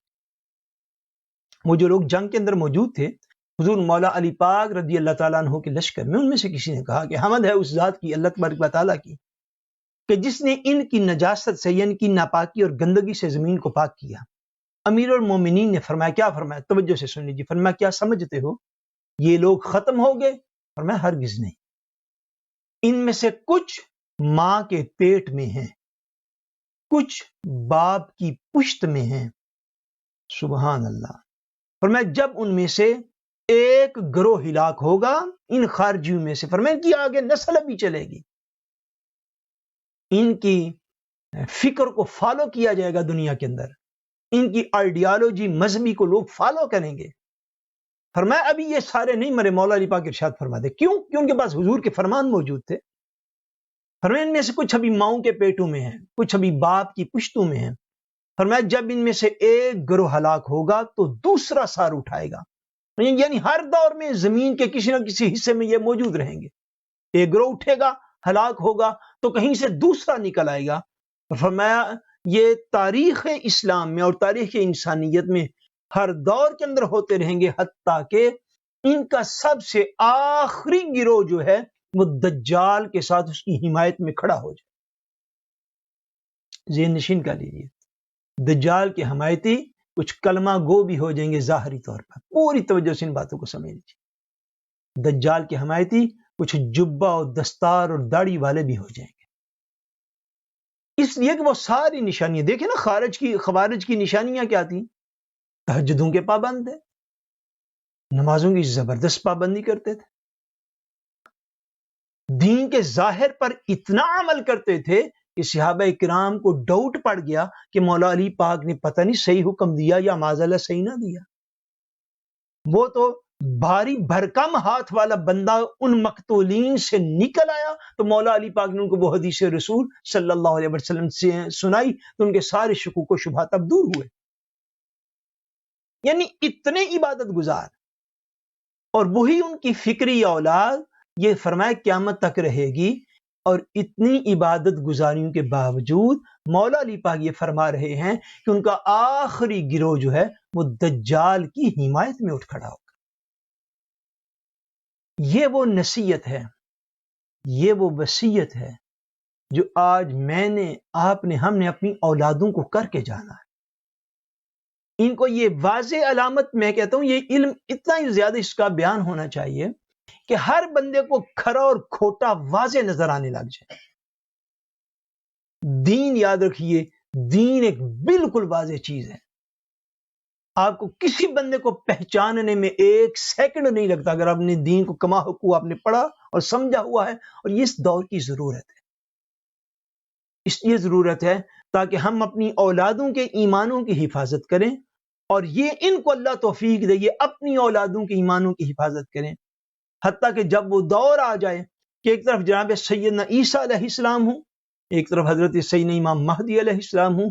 تو میری اور آپ کی اولادیں جو ہیں وہ ان مقدس گروہوں میں کھڑی ہوں، اگر روئے زمین پر موجود ہوں تو، جس گروہ کی سربراہی اور قیادت جناب سیدنا عیسیٰ علیہ السلام کے پاس، جس کی قیادت و سربراہی حضرت سیدنا امام مہدی علیہ السلام کے، مگر ایسے لوگ جو ظاہراً کلمہ گو ہوں گے، یاد رکھیے وہ بھی دجال کی حمایت میں اٹھیں گے، اور یہی وہ خوارج کی اولاد ہوگی، فکری اولاد، مانوی اولاد، نسبی اولاد بھی ممکنات میں سے۔ یہی وہ فرقہ ہے جو ہر زمانے میں نئے نام سے ظاہر ہوتا رہا، اور آج بھی نئے رنگ، نئے لباس، نئے جامہ، نئی سج دج سے موجود ہے۔ ان کا ظاہری و معنوی باپ وہ منافق تھا جس نے بارگاہ رسالت کی مجلس اقدس کے کنارے پر کھڑے ہو کر ایک نگاہ تمام حاضرین پر ڈالی، اور دل میں یہ کہتا چلا گیا تھا کہ مجھ سا ان میں ایک بھی نہیں۔ اب مجھے یاد نہیں میں اس کلاس میں وہ حدیث پاک پڑھائی ہے یا کسی اور کلاس میں، میرے خیال میں اسی میں پڑھائی ہے کہ وہ شخص بالکل اسی کلاس میں آئی ہے کہ وہ شخص جس نے حضور نبی اکرم نور مجسم صلی اللہ علیہ وسلم کی معاذ اللہ مال غنیمت کی تقسیم پر اعتراض کیا اور براہ راست نقل کفر نماشد اللہ کریم ہزار بار معافی عطا فرمائے۔ مسئلہ دین بتانے کے لیے بھی یہ جملہ بولنا بہت مشکل ہے کہ جس نے سیدھا حضور پاک کو کہہ دیا کہ اللہ کے رسول آپ انصاف کیجیے، معاذ اللہ ثم معاذ اللہ۔ یہ وہ بدبخت ترین آدمی تھا۔ اس نے جب صحابہ کرام کے مجمع پر نظر ڈالی جو حضور علیہ السلام کے ارد گرد تھے، اپنے دین کی دینی عبادات کے اوپر اس کو اتنا گھمنڈ تھا، اتنا غرور تھا، اتنا تکبر سے بھرا ہوا تھا کہ جب اس نے صحابہ کرام کے مجمع پر نظر ڈالی اور وہاں سے واپس آنے لگا، اور آیا کیسے حدیث پاک میں حضور علیہ السلام کی طرف پشت کر کے، تو یہ ظالم واپس آیا۔ وہ اللہ کا نبی جس کو رب نے یہ مقام دے رکھا ہے کہ 1400 سال کے بعد کئی امتی جس کے روزے کو پشت نہیں کرتے، جس کے گنبد خضرا کو لوگ آج تک پشت نہیں کر کے چلتے، وہ ظالم حضور پاک کی ظاہری حیات میں حضور کی طرف پشت کر کے واپس چلا آیا۔ جب چلا آیا تو جب اس نے واپس پلٹتے ہوئے صحابہ کرام کے مجمع پر اس نے نظر ڈالی نا، تو اپنے دل میں اس نے یہ خیال کیا کہ میں ان سب سے زیادہ افضل و اعلیٰ، ان میں سے تو میری طرح کا ایک بھی بندہ نہیں۔ یہ وہی بات ہے جو میں نے پہلے عرض کی، جو صحابہ کرام رضوان اللہ تعالی علیہم اجمعین ان کی بے ادبی، توہین اور گستاخی میں مبتلا ہو گیا، وہ لاکھ عبادات کر لے، وہ اپنے آپ کو ہدایت کے اوپر ثابت قدم نہ رکھ سکے گا، گمراہ ہو جائے۔ یہ وہ چیز اس کے اندر بھی پائی جاتی ہے۔ یہ غرور تھا اس خبیث کو اپنی نماز اور اپنے ظاہری تقدس و پاک دامنی پر، اور یہ نہ جانا کہ نماز ہو یا کوئی اور عمل صالح، وہ سب اس سرکار کی غلامی کی فرع ہے کہ اصلاً جو اعلیٰ حضرت عظیم البرکت مجدد دین و ملت حضور الشاہ احمد رضا خان بریلوی رحمۃ اللہ تعالی علیہ، آپ نے ارشاد فرمایا، مشکل شعر اب اس طرف چلا جاؤں گا، لیکن آپ نے فرمایا ثابت ہوا کہ جملہ فرائض فروع ہیں، اصل الاصول بندگی استاجور کی ہے۔ اس کا مفہوم یہ ہے کہ دین میں جو سارا کچھ ہے، سارا کچھ جو بھی ہے، ہر حکم کی اپنی اپنی اہمیت ہے، مگر اصل اہمیت اس بات کی ہے کہ بندہ حضور پاک کی غلامی کیسے کرتا ہے۔ اصل چیز دین حضور علیہ السلام کی غلامی کا نام ہے، حضور علیہ السلام کے عشق و محبت اور آپ کے ادب و احترام کا نام ہے۔ باقی ساری چیزیں اس کے بعد شروع ہوں گی، اور اس دور میں اصل چیز حضور علیہ السلام کی ناموس اور عزت کی حفاظت کا نام ہے، باقی ساری باتیں بعد کی۔ جب تک ان کا غلام نہ ہو لے کوئی بندگی کام نہیں دے سکتی۔ کہنا یہ ہے کہ اسی بدباطن خبیث نفس کی ظاہری اور معنوی اولاد آج دنیا کو گندہ کر رہی ہے۔ ان میں بہت سے خطیب العصر ہیں جو بزور بیان اہل بیت کرام کے فضائل پر خاک اڑاتے۔ اب یہ اس دور کی اب نشانیاں شروع ہونے والی ہیں کہ جو ذہنی طور پر خارجی لوگ تھے ان کی نشانیاں کیا ہیں، یہ سن لیجیے۔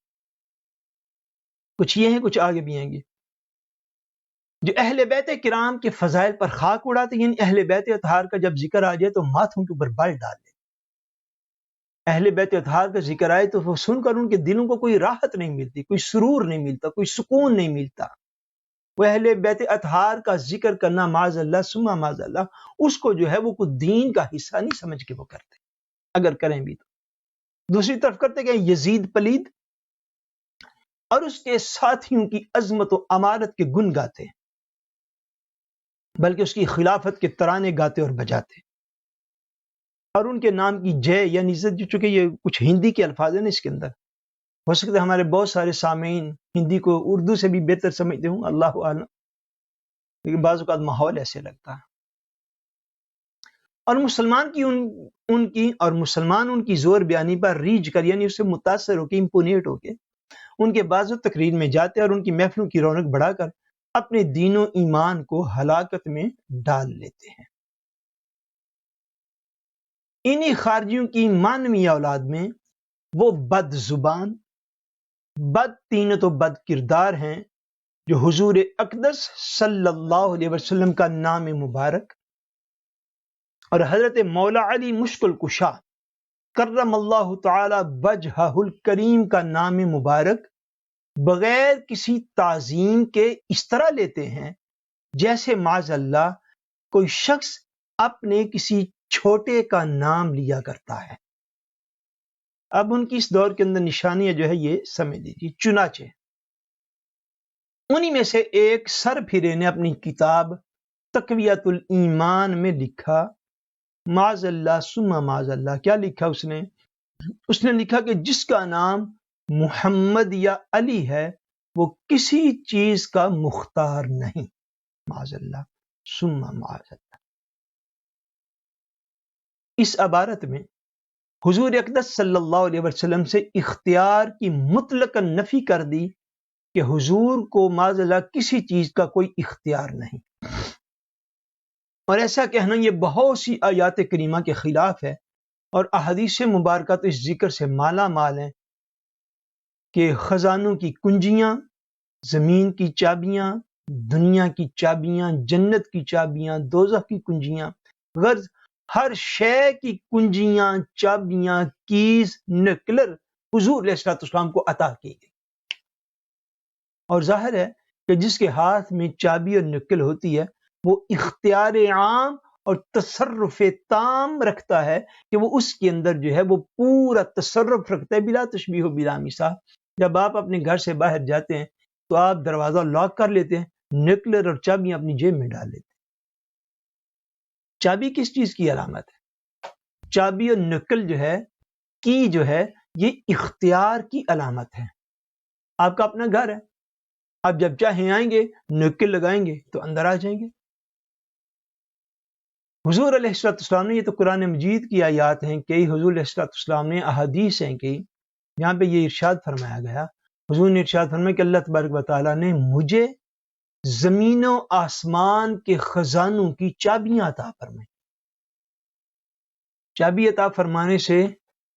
دو مراد ہیں۔ ایک مراد یہ ہے کہ چابی جو ہے یہ اختیار کی نشانی ہے، چابی اختیار کی نشانی ہے، اور دوسری یہ ہے کہ حضور علیہ السلام کا فیضان جو ہے یہ قیامت تک جاری رہے گا۔ اللہ نے حضور کو خزانے دی ہیں، اس میں سے جو چاہیں، جتنا چاہیں، جس کو چاہیں، جب چاہیں نکال کے تو عطا فرما دیتے ہیں۔ اس کو ارشاد فرمایا حضور پاک نے، حدیث پاک ہے، حضور نے فرمایا انما انا قاسم واللہ یعطی، فرمایا سنو بے شک میں تقسیم کرنے والا ہوں اور اللہ مجھے عطا فرمانے والا ہے۔ سو اللہ تبارک و تعالیٰ کی عطا ہر لمحہ جاری ہے، سو حضور علیہ السلام کی تقسیم بھی ہر لمحہ جاری ہے۔ سو جو حضور کو چابیاں عطا فرمائی گئیں یہ حضور علیہ السلام کے اختیار کی واضح نشانی ہے، مگر اس کتاب کے اندر جس کا حوالہ دیا گیا یہ لکھا ہوا ہے اور یہ خارجی فکر ہے۔ اسی بدگو نے، یعنی بری بات کہنے والے نے، اب آگے وہ بات پڑی، اب میں اپنے جو اس دور کے ہمارے اہل سنت و جماعت عوام ہیں، اب میں ذرا ان کا بھی تھوڑا انالیسز آپ کی خدمت میں پیش کروں۔ تو اس نے آگے جو لکھ دیا وہ بھی آپ پڑھیے، تو اس کے بعد تو زمین و آسمان ہل جانے چاہیے تھے، لیکن ایسا لکھنے والے کو بھی کسی نے بدگو کہہ دیا جیسے اس کتاب میں لکھا ہوا ہے، تو شاید ہمیں سے کچھ او ہو یہ تو بڑا سخت لفظ ہو گیا۔ بھائی سخت لفظ انہی لوگوں کے لیے بنے ہوتے ہیں جن کے لیے ان کا استعمال درست ہوتا ہے.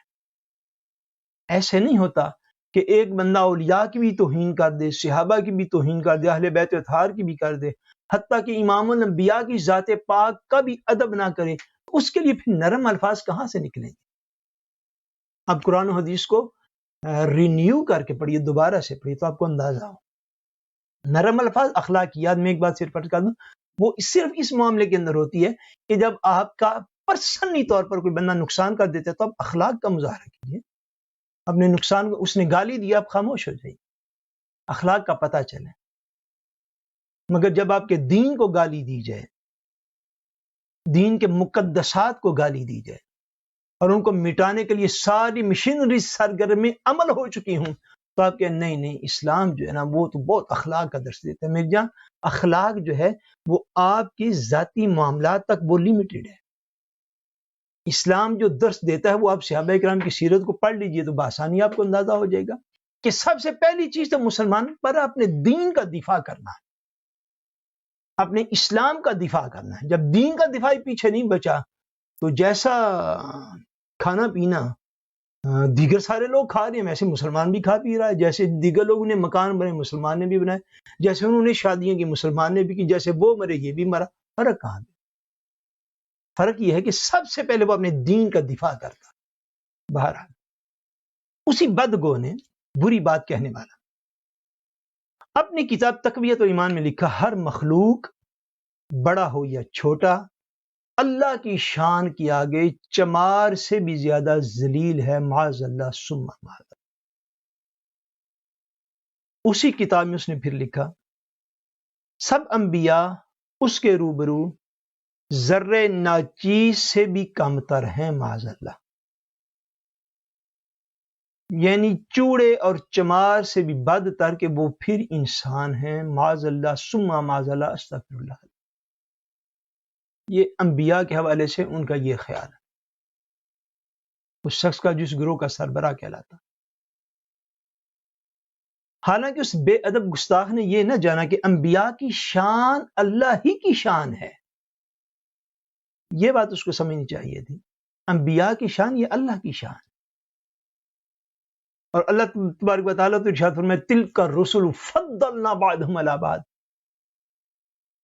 یہ سارے رسول ہیں، ان کو ہم نے فضیلتیں عطا فرمائی ہیں. جن کو رب فضیلت دے ان کا ذکر ایسے کیا جاتا جو بندہ دہرا بھی نہیں سکتا سوائے کتاب پڑھنے کے. تو ایمانوں کا آپ اندازہ کر لیجیے. انبیاء کی عزت اللہ تبارک و تعالیٰ ہی کی عزت ہے. انبیاء کرام کی تعظیم اور رسپیکٹ کرنا، یہی اللہ تبارک و تعالیٰ کی تعظیم اور رسپیکٹ کرنا ہے. تو انبیاء کرام اور اولیاء اعظام کی شان میں ایسے ملعون الفاظ استعمال کرنا کیا کسی مسلمان کا کام ہو سکتا ہے؟ معاذ اللہ. غرض ان بدگویان رسول کریم علیہ الصلوۃ والسلام کے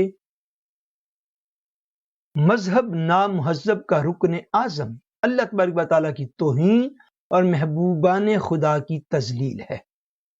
ہر امر میں وہی پہلو اختیار کریں گے جس سے توہین اور تذلیل نکلتی ہوگی، معاذ اللہ. اس ناپاک گروہ کا ایک بنیادی عقیدہ یہ بھی ہے کہ جو ان کے مذہب پر نہ ہو وہ کافر و مشرک ہے. آپ نے اپنی زندگی میں دیکھا ہوگا کہ کفر اور شرک کی کتنی مشینیں لگی ہوئی تھی. میں اس لیے کہہ رہا ہوں کہ اللہ کرے گا تو انشاءاللہ آہستہ آہستہ کم ہوں گی، کیونکہ جہاں پہ وہ فیکٹری لگی ہوئی تھی نا، انہوں نے مالی استعطے دینے سے بھی انکار کر دیا. شاید آپ نے بھی خبر پڑھی ہوئی ہے، چند دن پہلے کی خبر ہے، شاید اسی سال کی یا 2020 کے آخری دنوں کی خبر، جہاں سے کفر و شرک پروموٹ ہو کے نکلتا تھا. اب انہوں نے وہ فیکٹریاں بند کر دی ہیں. تو اللہ کرے گا تو انشاءاللہ آہستہ آہستہ جو ہے وہ یہ امت پر کفر کے شرک کے فتوے کم ہو جائیں گے. مگر ان کی آئیڈیالوجی یہی ہے کہ ان کے علاوہ ساری امتی معاذ اللہ وہ کافر و مشرک ہے. یہی وجہ ہے کہ بات بات پر محض بلا وجہ مسلمانوں پر حکم شرک و کفر لگایا کرتے ہیں اور تمام دنیا کو مشرک بتاتے ہیں. چنانچہ اسی کتاب یعنی تقویت الایمان جس کا نام ہے، میں جس کی کچھ عبارتیں اوپر بھی نقل کی گئیں، وہ حدیث لکھ کر، اب یہ بھی قابل توجہ بات ہے، وہ حدیث لکھ کر کے آخری زمانہ میں اللہ تعالیٰ ایک ہوا بھیجے گا جو ساری دنیا سے مسلمانوں کو اٹھا لے گی۔ اس کے بعد صاف لکھ دیا سو پیغمبر خدا کے فرمانے کے مطابق ہوا۔ بات کو سمجھے؟ یعنی ان کو اپنا اتنا گمان ہے اپنے مومن ہونے کا اور دوسرے مسلمانوں کے کافر مشرک ہونے کا کہ وہ حدیث پاک جو بھی پوری ہونی ہے قرب قیامت میں جا کے، کہ حضور پاک نے ارشاد فرمایا کہ قیامت سے پہلے خوشبودار ہوا چلے گی جو مومنوں کی بغلوں کے بازوں کے نیچے سے گزرے گی، اور سارے مومن اس خوشبودار ہوا کے جو گزرتی جائے گی تو مومن دنیا سے وصال کرتے جائیں گے، حتیٰ کہ قیامت کسی مومن پر قائم نہیں کی جائے گی۔ وہ جو ابھی کئی سو سال بعد، اللہ تبارک و تعالیٰ بہتر جانتا ہے، یا کئی ہزار سال کے بعد وہ جا کے پوری ہونی ابھی حدیث پاک، انہوں نے اس کتاب میں، یہ کتاب آج سے کوئی 100 سال پہلے لکھی گئی ہوگی تھرو یہ، تو انہوں نے اس کتاب میں وہ حدیث پاک لکھ کے ساتھ آگے اس کے اوپر بطور تبصرہ یہ بھی لکھ دیا سو پیغمبر خدا کے فرمانے کے مطابق ایسا ہوا، یعنی اس وقت دنیا میں ان کے سوا کوئی مومن جو ہے وہ مسلمان نہیں ہے، معاذ اللہ ثم معاذ اللہ۔ آپ اتحاد امت کو لے کے اس کا ڈنڈورا پیٹیں جتنا لوگ پیٹ سکتے ہیں، لیکن حقیقت حال یہ ہے جو اسکالرز اپنی کتب کے اندر لکھتے ہیں کہ وہ دیگر مسلمانوں کے حوالے سے وہ کیا سمجھتے ہیں، یعنی وہ ہوا چل گئی اور کوئی مسلمان روئے زمین پر باقی نہ رہا، مگر یہ نہ سمجھا کہ اس صورت میں تو وہ لکھنے والا خود بھی تو کافر ہو گیا، اگر اس نے باقی کو سمجھا تو پھر ہوا اس کو نہ لگی۔ اسی طرح یہ فرقہ سری واضح حدیثوں میں بھی معنوی تحریفیں کرتا، تحریف ہوتا ہے چینج کرنا،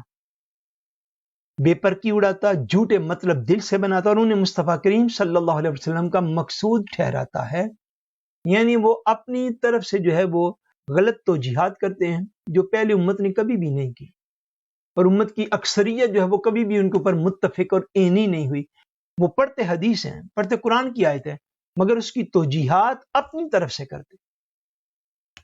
جس سے امت کے اندر افتراق پیدا ہوتا ہے، انتشار پیدا ہوتا ہے، حتیٰ کہ امت جو ہے وہ آہستہ آہستہ فرقہ فرقہ ہو گئی۔ پھر دعویٰ یہ ہے کہ ہم تو خیر البریہ یعنی قرآن اور قول خیر البریہ نبی کریم صلی اللہ علیہ وسلم کی حدیث پر چلتے۔ واقعہ یہ لوگ ان پرانے خارجیوں کی ٹھیک ٹھاک یادگار ہیں، چونکہ ان خارجیوں کا فکر بھی کیا تھا جو مولا علی پاک کے زمانہ میں ظاہر، ان کا بھی فکر یہی تھا، صرف ہم مومن ہیں، ہمارے علاوہ جو کچھ ہے وہ کافر مشرک ہو گئے۔ وہی مسئلے، وہی دعوے، وہی انداز، وہی وتیرے ہیں۔ خارجیوں کا معمول تھا کہ اپنا ظاہر اس قدر مطابق شرع بناتے کہ عوام مسلمین انہیں نہایت پابند شرع جانتے، پھر بات بات پر عمل بالقرآن کا دعویٰ عجب دام در سبزہ تھا، یعنی بات بات پر قرآن مجید کے اوپر عمل کی دعوت دیتے، اور مسلک وہ عقیدہ وہی تھا کہ صرف ہم ہی مسلمان ہیں، باقی سب مشرک ہیں۔ یہی رنگ ان حضرات کے ہیں جو آپ موحد یعنی توحید کو فالو کرنے والے اور باقی سب مشرکین، آپ خود محمدی اور باقی سارے بدی۔ ان میں جو اپنے آپ کو محمدی کہتے ہیں ان کی اصل وجہ یہی ہے کہ وہ دنیا بھر کے مسلمانوں کو جو ان کے طور طریقے کے پابند نہیں انہیں مشرک سمجھتے، جبکہ مسلمانوں کو تو خدا کی امان ہے، ان کے لیے ان کے سچے نبی اکرم صلی اللہ علیہ وآلہ وسلم سے بشارت آئی کہ حضور نے ارشاد فرمایا یہ امت مرحومہ ہرگز شرک اور غیر خدا تعالیٰ کی پرستش نہ کرے گی۔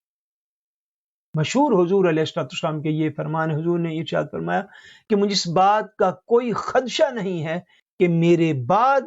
میری امت جو ہے یہ مجموعی طور پر شرک کے اندر مبتلا ہو جائے، فرمایا اس بات کا مجھے کوئی خدشہ نہیں۔ اس لیے جب قیامت آنے کو ہوگی اور شرک محض کا وقت آئے گا تو اللہ تعالیٰ ہوا بھیج کر مسلمانوں کو اٹھا لیں گے۔ ہر مسلمان اور یہ حضرات خود بھی جانتے ہیں کہ تمام اسلامی شہروں اور ملکوں میں امت مرحومہ مصطفیٰ کریم صلی اللہ علیہ وسلم کے کروڑوں اربوں آدمی اس نئے مذہب سے بری ہیں اور ان کے کرتوتوں سے دور ہیں۔ خارجیوں کی ایک مانوی اولاد میں ایک گروہ اور بھی ہے جو مسلمانوں میں سنی، حنفی، شافعی، مالکی اور حنبلی بن کر آتا ہے، قادریوں، چشتیوں، نقشبندیوں اور سہروردیوں کے پردے میں اپنی چال دکھاتا ہے۔ انہی کے گروہ کے ایک سردار نے اپنی کتاب حفظ الایمان میں ہر پاگل اور چوپائے کے لیے علم غیب مان کر صاف لکھ دیا. ابھی حفظ الایمان بھی بہت مشہور کتاب ہے. ہر پاگل اور چوپائے کے لیے علم غیب مانا. چوپائے کہتے ہیں جانور کو، 4 پاؤں والا جو جانور ہوتا ہے اسے چوپایا کہتے ہیں. آگے لکھا کیا، اب اس کی ٹیکسٹ کو پڑھتے ہیں. اللہ تعالیٰ پناہ عطا فرمائے. جیسا علم نقل کفر نباشی، جیسا علم رسول اللہ صلی اللہ علیہ وسلم کو ہے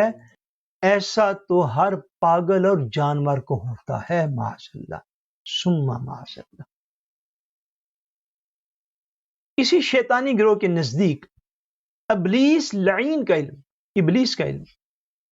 ابلیس لعنتی، لعنت کا مستحق،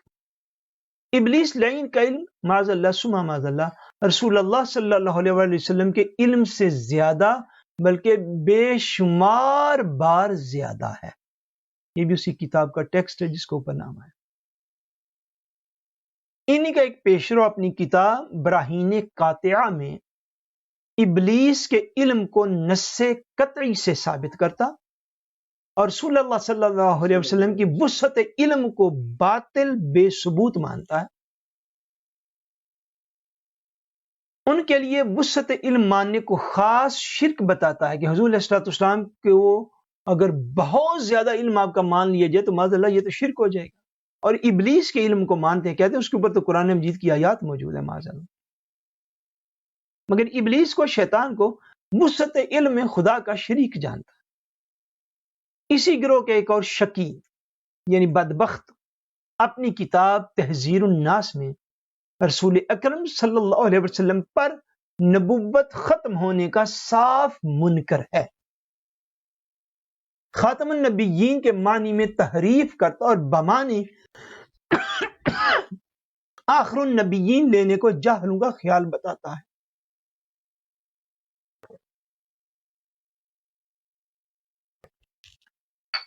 یہ بات ذرا آپ نے رک کے ایک لمحے کے لیے سوچنی، یہ اس دور میں سمجھنی بہت ضروری. یہ بھی اسی گروہ کا ایک عالم ہے جس کی کتاب ہے تحذیر الناس. اس میں وہ کیا لکھتا ہے؟ وہ یہ لکھتا ہے کہ خاتم النبیین کا جو لفظ ہے قرآن مجید نے جو استعمال کیا، اس کا معنی آخری نبی اس کا معنی نہیں. یہ بات پوری توجہ سے سمجھیے اور پورے ہوش و حواس سے جاگ کے سمجھیے تاکہ آپ دور حاضر کی فتن کو سمجھ پائیں. اور یہ گروپ جس کے اوپر جو ہے وہ کوئی کفر کا اجتماعی فتویٰ نہیں ہے، لیکن اسی گروپ کی علمی تحقیقات سے میں کہوں گا کہ ان لوگوں نے فائدہ اٹھایا کہ جن کے اوپر پھر 73 کے آئین میں باقاعدہ جن کو پاکستان میں غیر مسلم ڈکلیئر کیا گیا، یعنی مرزئی اور قادیانی جو اپنے آپ کو احمدی کہتے ہیں، وہ اعلان کر بیٹھے جو میں سمجھتا ہوں فکر ان لوگوں نے مہیا کیا. یہ بات ذہن نشین کر لیجئے، یہ ایگزیکٹلی انہی لوگوں کا فکر ہے، یہ ایگزیکٹلی انہی لوگوں کا عقیدہ ہے. کبھی آپ اگر ان کی باتوں کو سنیں تو وہ بھی ایسا ہی کہیں گے کہ حضور علیہ الصلوۃ والسلام خاتم النبیین ہیں، اور وہ مرزئی قادیانی احمدی ہم جنہیں کہتے ہیں وہ اس لفظ کو اب اس دور میں آ کے بڑا استعمال کرتے ہیں تاکہ لوگوں کے ذہنوں سے ان کے حوالے سے جو ہے وہ چیزیں جو ہیں غلط فہمیاں جو ان کے خیال میں ہیں وہ دور ہو جائیں. اور وہ لفظ خاتم النبیین کو باقاعدہ بڑے بھرپور طریقے سے یوز کرتے ہیں، مگر کرتے ان معنوں میں ہیں کہ خاتم النبیین کا معنی آخری نبی نہیں مانتے. جو 1400 سال سے امت مانتی چلی آ رہی ہے. یہ بڑا ضروری ہے جس کو میں بار بار آپ کو اجماع امت ایک چیز ہے، یاد رکھیے. اجماع امت یعنی دین کیا کسی معاملے میں علماء کی اکثریت کا ایک موقف کے اوپر جم جانا. جس تک قرآن مجید دین میں اتھارٹی ہے، جس طرح حدیث رسول دین کے اندر اتھارٹی ہے، اس کے بعد تیسری بڑی اتھارٹی جو ہے وہ اجماع امت ہے، اور یہ حضور نبی اکرم صلی اللہ علیہ وسلم کی ظاہری حیات طیبہ سے لے کر آج تک صحابہ کرام رضوان اللہ تعالی علیہم اجمعین خلافت راشدہ سے لے کر آج تک خاتم النبیین کا ایک ہی معنی جو ہے وہ اس امت کے ذہن میں ہے، اور وہ ہے آخری نبی۔ اور یہ جو طبقہ جس کی یہاں پر بات ہو رہی ہے، ان کی اس کتاب میں یہ واضح طور پر ہے کہ خاتم النبیین کا معنی آخری نبی لینا یہ جاہلوں کا خیال ہے، معاذ اللہ، ثم معاذ اللہ، اور ثم معاذ اللہ۔ یعنی لفظ خاتم النبیین کا بڑا بھرپور استعمال کرتے ہیں، کیوں کہ عام مسلمانوں کے نزدیک اس کا ایک ہی معنی ہے، اور وہ ہے آخری نبی۔ لیکن جب ان سے علمی بات کی جائے، ان کی کتابیں پڑھی جائیں، یا جو موقف وہ اپناتے ہیں، یعنی خود اپنے کانوں سے سنیں، وہ کیا اپناتے ہیں؟ وہ کہتے ہیں خاتم النبیین کا معنی افضل نبی۔ اب بات سمجھے، یعنی حضور علیہ السلام کی ختم نبوت میں ڈاکہ ڈالنے کے لیے اس کا یہ معنی کرتے ہیں۔ اور جب بھی آپ ان کا کوئی ٹیکسٹ دیکھیں، یا ان کا کوئی ٹی وی دیکھیں، یا ان کے کسی عبادت گاہ میں کوئی بندہ جائے، یا ان کا کوئی لٹریچر دیکھیں، یا ان کا کوئی کلپ سنیں سوشل میڈیا پر، مجھے خود لوگوں نے کلپ بھیجے، دیکھیں یہ تو ان کا فلاں فلاں لیڈر ہے، یہ تو ان کا خلیفہ ہے، اور وہ تو خاتم النبیین مان رہا ہے۔ میں کہ بھائی اس سے زیادہ بات اگر آپ نے سمجھنی ہو تو پھر کسی وقت جامعہ میں آ کر مسجد میں آ کے بیٹھیے، یہ تو کوئی بات نہیں کہیں سے ایک کلپ لیا تو علماء کو سینڈ کر دیا، پھر کہیں سے لیا پھر سینڈ کر دیا۔ بھئی آپ پراپر طریقے سے دین کو پڑھیے، اس دور کا یہی ایک تقاضا ہے۔ اب فتنے اتنے زیادہ ہو گئے، اور فتنوں کی اپروچ عوام تک اتنی زیادہ ہو گئی، اسی میں اس کے اوپر جو ہے وہ آپ کی خدمت میں یہ عرض کر رہا ہوں کہ خاتم النبیین کا آقا دو جہاں صلی اللہ علیہ وسلم کی حیات ظاہری سے لے کر آج تک جس معنی پر حضور علیہ السلام نے خود اپنی زبان حق ترجمان سے ان معنوں میں ارشاد فرما دیا، انا خاتم النبیین لا نبی بعد، خاتم النبیین کو اس موقع پر بیان کیا، ساتھ ارشاد فرمایا کہ میں خاتم النبیین ہوں، میرے بعد کوئی نبی نہیں، کہ میں آخری نبی ہوں۔ اسی معنی کو خلفائے راشدین نے لیا، اسی معنی کو آج تک امت لیتی آ رہی ہے۔ اب عوام عام مسلمانوں کو دھوکہ دینے کے لیے لفظ بھی استعمال کرتے ہیں، اور جب معنی کے اوپر جائیں پھر یہ بھی نہیں مانتے، پھر کہتے ہیں نہیں حضور پاک کے بعد بھی نبی ہو سکتے، معاذ اللہ ثم معاذ۔ سیکون فی امتی ثلاثون کذابون کلہم یزعم انہ نبی وانا خاتم النبیین لا نبی بعدی۔ میرا آقا نے ارشاد فرمایا ان قریب میرے بعد 30 کے قریب جھوٹے لوگ موجود ہوں گے، فرمایا ان میں سے ہر ایک یہ گمان کرے گا کہ وہ نبی ہے، مگر یاد رکھنا میں خاتم النبیین ہوں، میرے بعد کوئی نبی نہیں، میں اللہ کا آخری نبی ہوں، میں اللہ کا آخری رسول۔ ان نام نہاد علماء فضلاء چنین چنا گمراہوں کے اقوال بدتر از ابوال پر اقوام احکام شریعہ کے لیے حسام الحرمین اور علماء اہل سنت و جماعت کی کتابیں مطالعہ کریں تاکہ ان بزرگواروں کی حقیقت عیاں ہو، اور ان کی اس نمود و نمائش اور مشیخیت سے پردہ اٹھے جس کے پیچھے یہ چھپے بیٹھے۔ اسی گروہ کا ایک عام طریقہ یہ ہے کہ جس کو اللہ اور اس کے رسول نے منع کیا، بلکہ قرآن و حدیث سے اس کا جواز ثابت ہے، اور جسے سینکڑوں برس سے امت مرحومہ کے عوام و خواص، حامیان سنت، قاطعان بدعت ہمیشہ خود کرتے چلے آئے ہیں، اور اپنے متبعین میں اس کی تلقین و ترویج فرماتے آئے ہیں۔ یہ ایسے کور باطن، ایسے امور کو ممنوع کہنا تو درکنار ان پر شرک و بدعت کا حکم بھی لگا دیتے ہیں۔ مثلا مجلس میلاد شریف اور قیام و ایصال ثواب اور زیارت قبور، اور حاضری بارگاہ بے کس پناہ سرکار مدینہ صلی اللہ علیہ وسلم، عرس بزرگان دین، فاتحہ، صوم، چہلم، انبیاء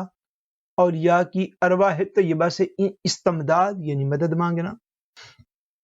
اور مصیبت کے وقت انبیاء اور اولیاء کو پکارنا وغیرہ وغیرہ، یہ خارجی فکر کی اب ساری نشانیاں تقریباً سبق اپنے اس چیپٹر اور اس عنوان کے اعتبار سے اینڈ پہ ہے۔ اب یہ وہ ساری نشانیاں ہیں جو خارجی فکر سے ظاہر ہوئی ہیں اس دور کے اندر آ کے۔ اب تو میرے خیال میں کچھ بہت زیادہ بتانے کی ضرورت نہیں رہ جانی چاہیے۔ جو شخص میلاد شریف کے اوپر سوالات اٹھائے جو شخص ایصال ثواب کے اوپر اس کی جو بھی صورت ہو، وہ فاتحہ خوانی کرنا ہو، وہ سوئم کرنا ہو، وہ 40واں کرنا ہو، وہ 10واں کرنا ہو، وہ جمعرات کو ختم پڑھنا ہو، وہ بزرگان دین کا عرس ہو، وہ مدینہ طیبہ حاضری ہو، ان ساری چیزوں پر جو لوگ کفر و شرک اور بدعت کا حکم لگاتے ہیں، یہ وہی خارجی فکر کے پیروکار ہیں۔ اس لیے یہ سارے کام جو ہیں قرآن و سنت میں، قرآن و حدیث میں کہیں بھی ممنوع نہیں کیے گئے، کہیں بھی منع نہیں کیے گئے۔ جواز تو ثابت ہے، یعنی اس کا جائز ہونا یہ تو ثابت ہے، منع نہیں کیے گئے۔ اور میں ہمیشہ جب اس حوالے سے گفتگو ہو رہی ہوتی ہے تو میں ہمیشہ یہ بھی عرض کرتا ہوں کہ یہ سارے اعمال کرنے والے ہم اہل سنت و جماعت، یہ جتنے اعمال میں نے گنوائے، میلاد شریف ہو، 11ویں شریف ہو، عرس شریف ہو، صحابہ کرام کے ایام ہوں، اہل بیت اطہار کے ایام ہوں، ایصال ثواب کا نصوم 40واں 10واں ہو، یہ ساری چیزوں کو ہم بھی کوئی فرض یا واجب نہیں مانتے، مگر ہم ان کو جائز سمجھتے ہیں، کیونکہ قرآن و سنت میں ان کا جواز موجود ہے۔ جب یہ جائز ہیں تو کوئی مومن اگر جائز عمل کر رہا ہو اور صدیوں سے وہ عمل امت کے اندر ہوتا رہا ہو، اور امت اکیلا تھوڑا کرتی ہے، علماء کی سربراہی میں کرتی ہے، مفتیان کرام کی سربراہی میں کرتی ہے، بڑے بڑے محدثین، بڑے بڑے مفسرین، بڑے بڑے علماء، بڑے بڑے فضلاء، بڑے بڑے مشائخ، بڑے بڑے پیران نظام، بڑے بڑے اولیاء، ان کی سربراہیوں میں یہ پروگرام صدیوں سے ہوتے چلے آئے، اور قرآن و سنت میں کہیں بھی ان کی منع بھی موجود نہیں ہے۔ ایسے اعمال پر امت کو کفر اور شرک کا فتویٰ دینا، یہی خارجی فکر ہے۔ اگر کسی کو اب بھی سمجھ نہیں آئی تو میں اس کی سمجھ کے لیے اللہ تعالیٰ کی بارگاہ میں دعا گو کہ اس کو سمجھ آئے۔ یہی خارجی فکر ہے جو اس دور کے اندر پایا جاتا ہے۔ بلکہ میلاد شریف کی نسبت اس گروہ کے ایک چابک دست نے اپنی کتاب براہین قاطعہ میں یہ الفاظ لکھے: پر ہر روز یاد ولادت کا تو مثل حنود کے سانگ کنیا کی ولادت کا ہر سال کہتے ہیں، بر اس کو چھوڑ دیجئے، یہ ہندوؤں کے اندر کوئی تہوار تھا، اس کے ساتھ انہوں نے تشبیہ دی معاذ اللہ میلاد شریف کو۔ صاف ظاہر ہے کہ ان گستاخوں کے نزدیک میلاد شریف معاذ اللہ جو ہندوؤں کا تہوار ہے اس کی طرح یہ فسق اور حرام ہے معاذ اللہ، اور اس کے کرنے والے بھی قوم میں ہنود اور ہندوؤں کی طرح ہیں علمی طور پر ان کے نزدیک۔ مسلمانوں، یہ نہایت مختصر ترین خاکہ ہے ان خارجیوں اور ان کے ان مانوی پسر بیٹے کو کہتے ہیں۔ حیرت ہے کہ پھر بھی مغربی تہذیب کا دلدادہ، صلح کلیت کا شیدائی، صلح کلیت سمجھتے ہیں؟ صلح کلیت یہ ہے جب یہ کہا جاتا ہے جی سارے ٹھیک ہیں، اس کو کہتے ہیں صلح کلیت۔ پنجابی میں آپ کو سمپل سمجھا رہا ہوں۔ صلح کلیت کا یہ مطلب ہے جی مسجدیں تو ساریاں اللہ دے کا آ رہی ہیں، ساریاں ٹھیک ہیں۔ یہ بات ذہن نشین کر لیجیے، جو مسجد ہے وہ تو اللہ کا گھر ہے، اس میں تو کوئی شک نہیں۔ جو مسجد ہے وہ تو اللہ کا گھر ہے، مگر کچھ مسجدیں جو مسجد کی طرز پر بلڈنگیں بنتی ہیں وہ اللہ کا گھر نہیں ہوتی۔ نہیں تو تفصیل میں جانا چاہیں تو سورہ توبہ پڑھ لیجیے، جہاں پہ مسجد زرار کا ذکر آتا ہے۔ صلح کلیت کا شیدائی یعنی صلح کلیت کا جو ہے وہ بڑا بندہ فین ہو، ایسوں کو اپنا پیشوا اور ممدوح دینی ماننے سے باز نہیں آتا۔ یعنی ایسے لوگوں کو جن کی کتابوں کے، جن کے افکار کے جو ہیں وہ ریفرنسز دے کر تو یہ سمجھایا گیا ہے، ہمارے بہت سارے لوگ جو پھر بھی ان کو سٹل اچھا انسان سمجھتے، اچھا مسلمان سمجھتے، اور یہ بھی سمجھتے کہ شاید جو سواد اعظم کے خادم حضور علیہ السلام کی امت کے سب سے بڑا گروہ اہل سنت و جماعت، جو اس کے خادم علماء ہیں، شاید وہ علماء اور وہ علماء ایک برابر ہیں۔ انا للہ و انا الیہ راجعون، یہ دن جو ہے یہ بھی اس قوم کو اور امت کو دیکھنا اب باقی نصیب ہو کہ جب وہ کہتے ہیں نا گھوڑا اور گدھا ایک ریٹ پہ بکنے لگ جائے، جب بندے کو اپنی ہدایت کی ویلیو کا چونکہ احساس نہیں ہوتا تو اس لیے اس کی نظر میں سارے ایک جیسے، حالانکہ یہ آپ کو بھی پتا ہے کہ مارکیٹ میں جائیں تو ساری گاڑیاں جو ہیں وہ ایک مارکے کی ایک جیسی ویلیو نہیں رکھتی ہوتی، سارے کپڑے ایک جیسی ویلیو نہیں رکھتے ہوتے. آپ مارکے کھلاڑ ڈھونڈتے ہیں دنیا بھر کے، مہنگے سے مہنگا، اچھے سے اچھا کپڑا، گاڑی اچھی سے اچھی، مکان اچھے سے اچھا، لباس اچھے سے اچھا. سو دین کا فکر جو ہے وہ سب سے اچھا، بہترین، اور وہ فکر جس پر 1400 سال سے امت چلتی آئی ہے، اس فکر کو اگر آپ ایک نام دیں، اس فکر کا نام اہل سنت و جماعت. بقیہ افکار جو یہاں پر اس کلاس میں بیان ہوئے، یہ سے پہلے والی کلاس میں بیان ہوئے، یہ وہ سارے گروہ ہیں جنہوں نے اہل سنت سے اختلاف کیا اور امت سے جو ہے وہ الگ الگ فرقوں کے اندر تقسیم ہو. اللہ رسول کے مقابلے میں ان کی حمایت پر تلا ہوا ہے. محبوبان خدا کی توہین و تنقیص کوئی چیز نہیں.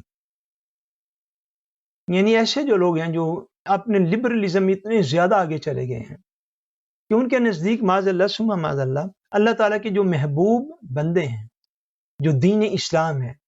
اس کی جو مقدسات ہیں، اس کی جو اہم چیزیں ہیں، اس کی جو عبادات ہیں، اس کی جو وہ عظیم نشانیاں ہیں کہ جس سے یہ دین قائم ہوا ہے، ان کی اگر معاذ اللہ توہین اور بے ادبی کی جائے تو ان کے نزدیک وہ کوئی معنی نہیں رکھتے.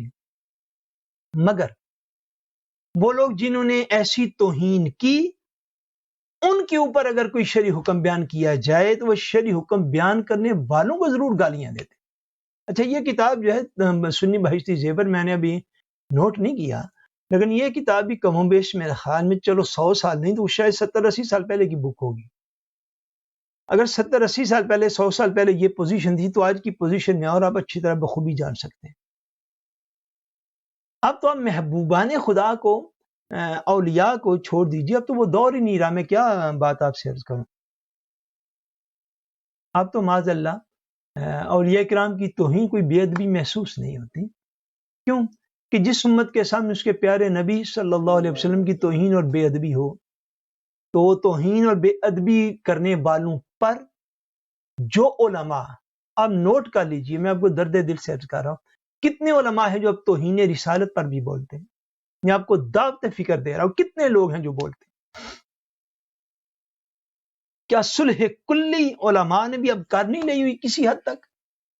عوام نے نہیں کر لی ہوئی. اب اگر کوئی شاذ و نادر کو بولنے والا بچ ہی گیا ہو، وہ بولتا ہو، تو اس بولنے والے پر تو گالیاں ہیں، اس بولنے والے پر ہی فتوے ہیں کہ تو نے مینشن کیوں کیا اس گستاخ رسول کو، تم نے مینشن کیوں کیا اس گستاخ صحابہ کو، تم نے مینشن کیوں کیا اس گستاخ اہل بیت رسول کو، تم نے مینشن کیوں کیا اس گستاخ اولیاء کو. جو مینشن کرتا ہے اس کے اوپر تو آپ فتوے لے کے چڑھ دوڑتے ہیں. اس دور میں ہر شخص، ہر اینکر ایک مفتی ہے. میں سمجھتا ہوں وہ جو 1 گھنٹہ کے پروگرام کے بعد رائے دیتے ہیں، وہ رائے ان کی کئی مفتیان نظام کے فتووں سے بھاری ہوتی ہے. لوگ ان کو فالو کرتے ہیں، لاکھوں کی تعداد میں ایک دفعہ لوگ ان کو لائیو سنتے ہیں، پھر ان کو یوٹیوب پر جا کر سنتے ہیں. آپ رہے بادشاہ لوگ جو ہمارے محبت کرنے والے لوگ ہیں، آپ کو سوشل میڈیا کے اوپر ایکٹیو ہونے کا کیا خبر ہو. اب جو لوگ وہ اپنا فتویٰ دے رہے ہوتے وہ کس کے خلاف؟ وہ مینشن جو کرنے والے چند ایک آدھ علماء رہ گئے، ان کے خلاف وہ فتویٰ. یہ جی بڑے سخت مزاج ہیں، یہ جی بڑی سخت زبان استعمال کرتے ہیں. بھائی جہاں سے آپ ری ایکٹ کے اوپر بات کرتے ہیں، آپ ایکٹ کے اوپر بات کیوں نہیں کرتے؟ جو ایکشن ہوا ہے آپ اس کے اوپر بات کیوں نہیں کرتے؟ آپ بات کو وہاں سے کیوں نہیں لے کر آتے کہ بھائی یہ ایکشن تھا تو اس کے ری ایکشن میں یہ فتویٰ آیا، یہ ایکشن ہوا تو اس کی مخالفت میں یہ بات کی گئی. آپ جب بھی بات شروع کرتے ہیں آپ ری ایکشن سے بات شروع کرتے ہیں. سو اتنا لبرل ہو جانا دینی معاملات میں، خدا نہ خواستہ کہیں ایسا نہ ہو. آپ کو پتہ ہے کہ دین کے مسائل میں تو یہاں تک ہے کہ جس شخص کو یہ عادت ہو جس شخص کو کہ وہ ہمیشہ اذان کا جواب نہ دے، اذان کا احترام نہ کرے، جب بھی اذان سنے تو وہ خاموش نہ ہو یا اس کا جواب نہ دے، اور وہ عادت اس کے اندر ہمیشہ رہے اور وہ کبھی بھی اس کو اس کے اوپر توبہ کی توفیق نہ ملے، تو ایسے شخص کا خاتمہ بالایمان مشکوک ہو جاتا ہے. دین سنبھال کے رکھنے والی چیز ہے۔ بظاہر اتنا سارا عمل ہے کہ اس نے کبھی بھی اذان کی پرواہ نہیں کی، کبھی بھی اس کا جواب نہیں دیا، اس کو ضروری ہی نہیں سمجھا۔ میں بڑا مصروف ہوں، میں بڑا مصروف ہوں۔ اور آپ کو میں کیا عرض کروں، ایک بات مجھے یاد آ گئی، یہ چند دن پہلے کی بات ہے، چونکہ وہ شخص ذمہ دار ہے، میں اس واقعہ کو خود نہیں جانتا، لیکن اس کی ذمہ داری پر جس نے مجھے سینڈ کیا، میں اس کو چونکہ ایک ذمہ دار بندہ سمجھتا ہوں، اس ایک واقعہ سینڈ کیا کہ پاکستان کے کسی علاقے میں، غالباً کے پی کے میں یا آگے پیچھے کہیں ہوا، ایک نوجوان امام مسجد جو ہے، نوجوان امام مسجد 26-27 سال کا، اس کو مسجد کے ایک ہمسائے نے شہید کر دیا اس بات پر کہ تم فجر کی نماز کے بعد سپیکر لگا کے تو 1-2 رکوع قرآن مجید کے تلاوت کیوں کرتے ہو، اس سے میری نیند میں خلل آتا ہے۔ یہ حالت ہو چکی ہے۔ مختلف علاقوں میں مختلف رواج ہوتے ہیں فجر کی نماز کے اوپر مسلمانوں کو جگانے کے۔ وہ نوجوان عالم دین تھے، وہ نماز اذان فجر کے بعد 1-2 رکوع قرآن مجید کے لاؤڈ سپیکر آن کر کے تو پڑھتے تاکہ محلے والے، بستی والے لوگ جاگ جائیں اور جا کے تو نماز کے لیے مسجد میں آ جائیں۔ اس بندے کے ساتھ اس نے 1-2 دفعہ ان کی توہین اور بے ادبی کی، جھگڑا ہوا، بھائی تم ایسا نہ کیا کرو۔ ان کا بھائی لوگوں نے نماز کے لیے آنا تو تم بھی اٹھ کے آ جا کرو، وغیرہ وغیرہ، یا جو بھی بات ہوئی۔ لیکن یہ میں نے سنا کہ 1-2 دفعہ ان کی ڈسکشن بھی ہوئی، پھر ایک دن اس ظالم نے آ کے ان کو ریوالور لے کے تو گولیاں مار کے تو شہید کر ڈالا کہ تمہاری تلاوت قرآن سے میری نیند میں خلل پڑتا ہے۔ اب بات یہ ہو گئی، اب اس دور میں کون کسی کو بتائے گا یہ حق ہے اور یہ بات ہے؟ آپ خدا کے لیے اپنی زندگی کے، میں کہتا ہوں، ایک ایک دن کی قدر کیجیے، ایک ایک لمحے کی قدر کیجیے، اور اللہ کا شکر ادا کیجیے کہ آپ کو دین کی طرف بلانے والے ابھی کچھ لوگ اس کائنات میں باقی ہیں، اور ان لوگوں کی صف میں شامل ہو جائیے۔ خاموش لوگوں کی صف سے نکلیے، ان لوگوں کی صف میں آ کے شامل ہو جائیے جو طریقے کے ساتھ کبھی قرآن و حدیث کی تبلیغ کے نام پر، کبھی میلاد شریف کے نام پر، کبھی عرس شریف کے نام پر، کبھی 11ویں شریف کے نام پر، کبھی جمعے کے نام پر، کبھی کتابیں لکھنے کے نام پر، کبھی مساجد بنانے کے نام پر، کبھی بچوں کو بلا کے تعلیم قرآن دینے کے نام پر۔ اللہ کا شکر ادا کیجئے کہ ابھی دین کی طرف بلانے والے لوگ موجود ہیں۔ اگر یہ معاشرہ، کمیونٹی ایسے ہی ان لوگوں کے ساتھ کرتا رہا جیسے میں نے آپ کو ایک واقعہ سنایا ہے، یہ معاشرے کا ریئیکٹ ہے، تو آپ سوچ بھی نہیں سکتے کہ اس معاشرے کا وہ کس دلدل میں جا گرے گا کہ جب گناہوں سے جگانے والا کوئی بندہ دنیا میں موجود نہ رہے۔ اس چیز کو اس تناظر میں ضرور سمجھیے کہ جب کہیں کوئی شخص توہین اور بے ادبی کرتا ہے تو آج لوگ جو ہیں وہ توہین اور بے ادبی کرنے والے کی طرف تو منہ نہیں کرتے۔ بھائی تمہاری یہ جرت کیوں ہوئی؟ بے شک تم کسی ملک کے سربراہ کیوں نہیں ہو تو انسان ہی نہ 5-6 فٹ کے، تم جو کچھ بھی ہو۔ آج لوگ بجائے اس کی طرف منہ کرنے کے، منہ ادھر کر لیتے جو لوگوں کو بتاتے ہو خدا کا خوف کرو، اس زمین پر اللہ کے رسولوں کی بے ادبی نہ کرو۔ کیونکہ پہلے آپ پڑھیے سورہ یاسین کو، کہ یعنی ہم نے وہ صرف سورہ یاسین پڑھنی ہے جب بندہ فوت ہونے لگے گا، یا ایصال ثواب کے لیے پڑھیے، جو سورہ یاسین میں آتا ہے کہ جنہوں نے رسولوں کی توہین کی اللہ تبارک و تعالیٰ کی ناراضگی کا باعث، وہ اس عذاب سے بچانا چاہتا ہے کہ کیوں اللہ تعالیٰ کے عذاب کا شکار ہونا چاہتے ہیں، مگر حالت یہ ہے کہ جو بچانا چاہتا ہے وہی کرٹیسائز ہو رہا ہے۔ اس شعور کو اپنے اندر ڈیولپ کیجئے۔ مولا کریم مجھے، آپ کو، ہم سب کو حق اور باطل کی پہچان عطا فرمائے۔ اب یہ جو ہے یہ مکمل ہوا، اب انشاءاللہ تبارک و تعالی نماز عشاء کا جو ہے وہ گیپ کرتے ہیں، اور نماز عشاء کے بعد انشاءاللہ تبارک و تعالی پھر ملاقات ہوتی ہے۔ السلام علیکم ورحمۃ اللہ وبرکاتہ۔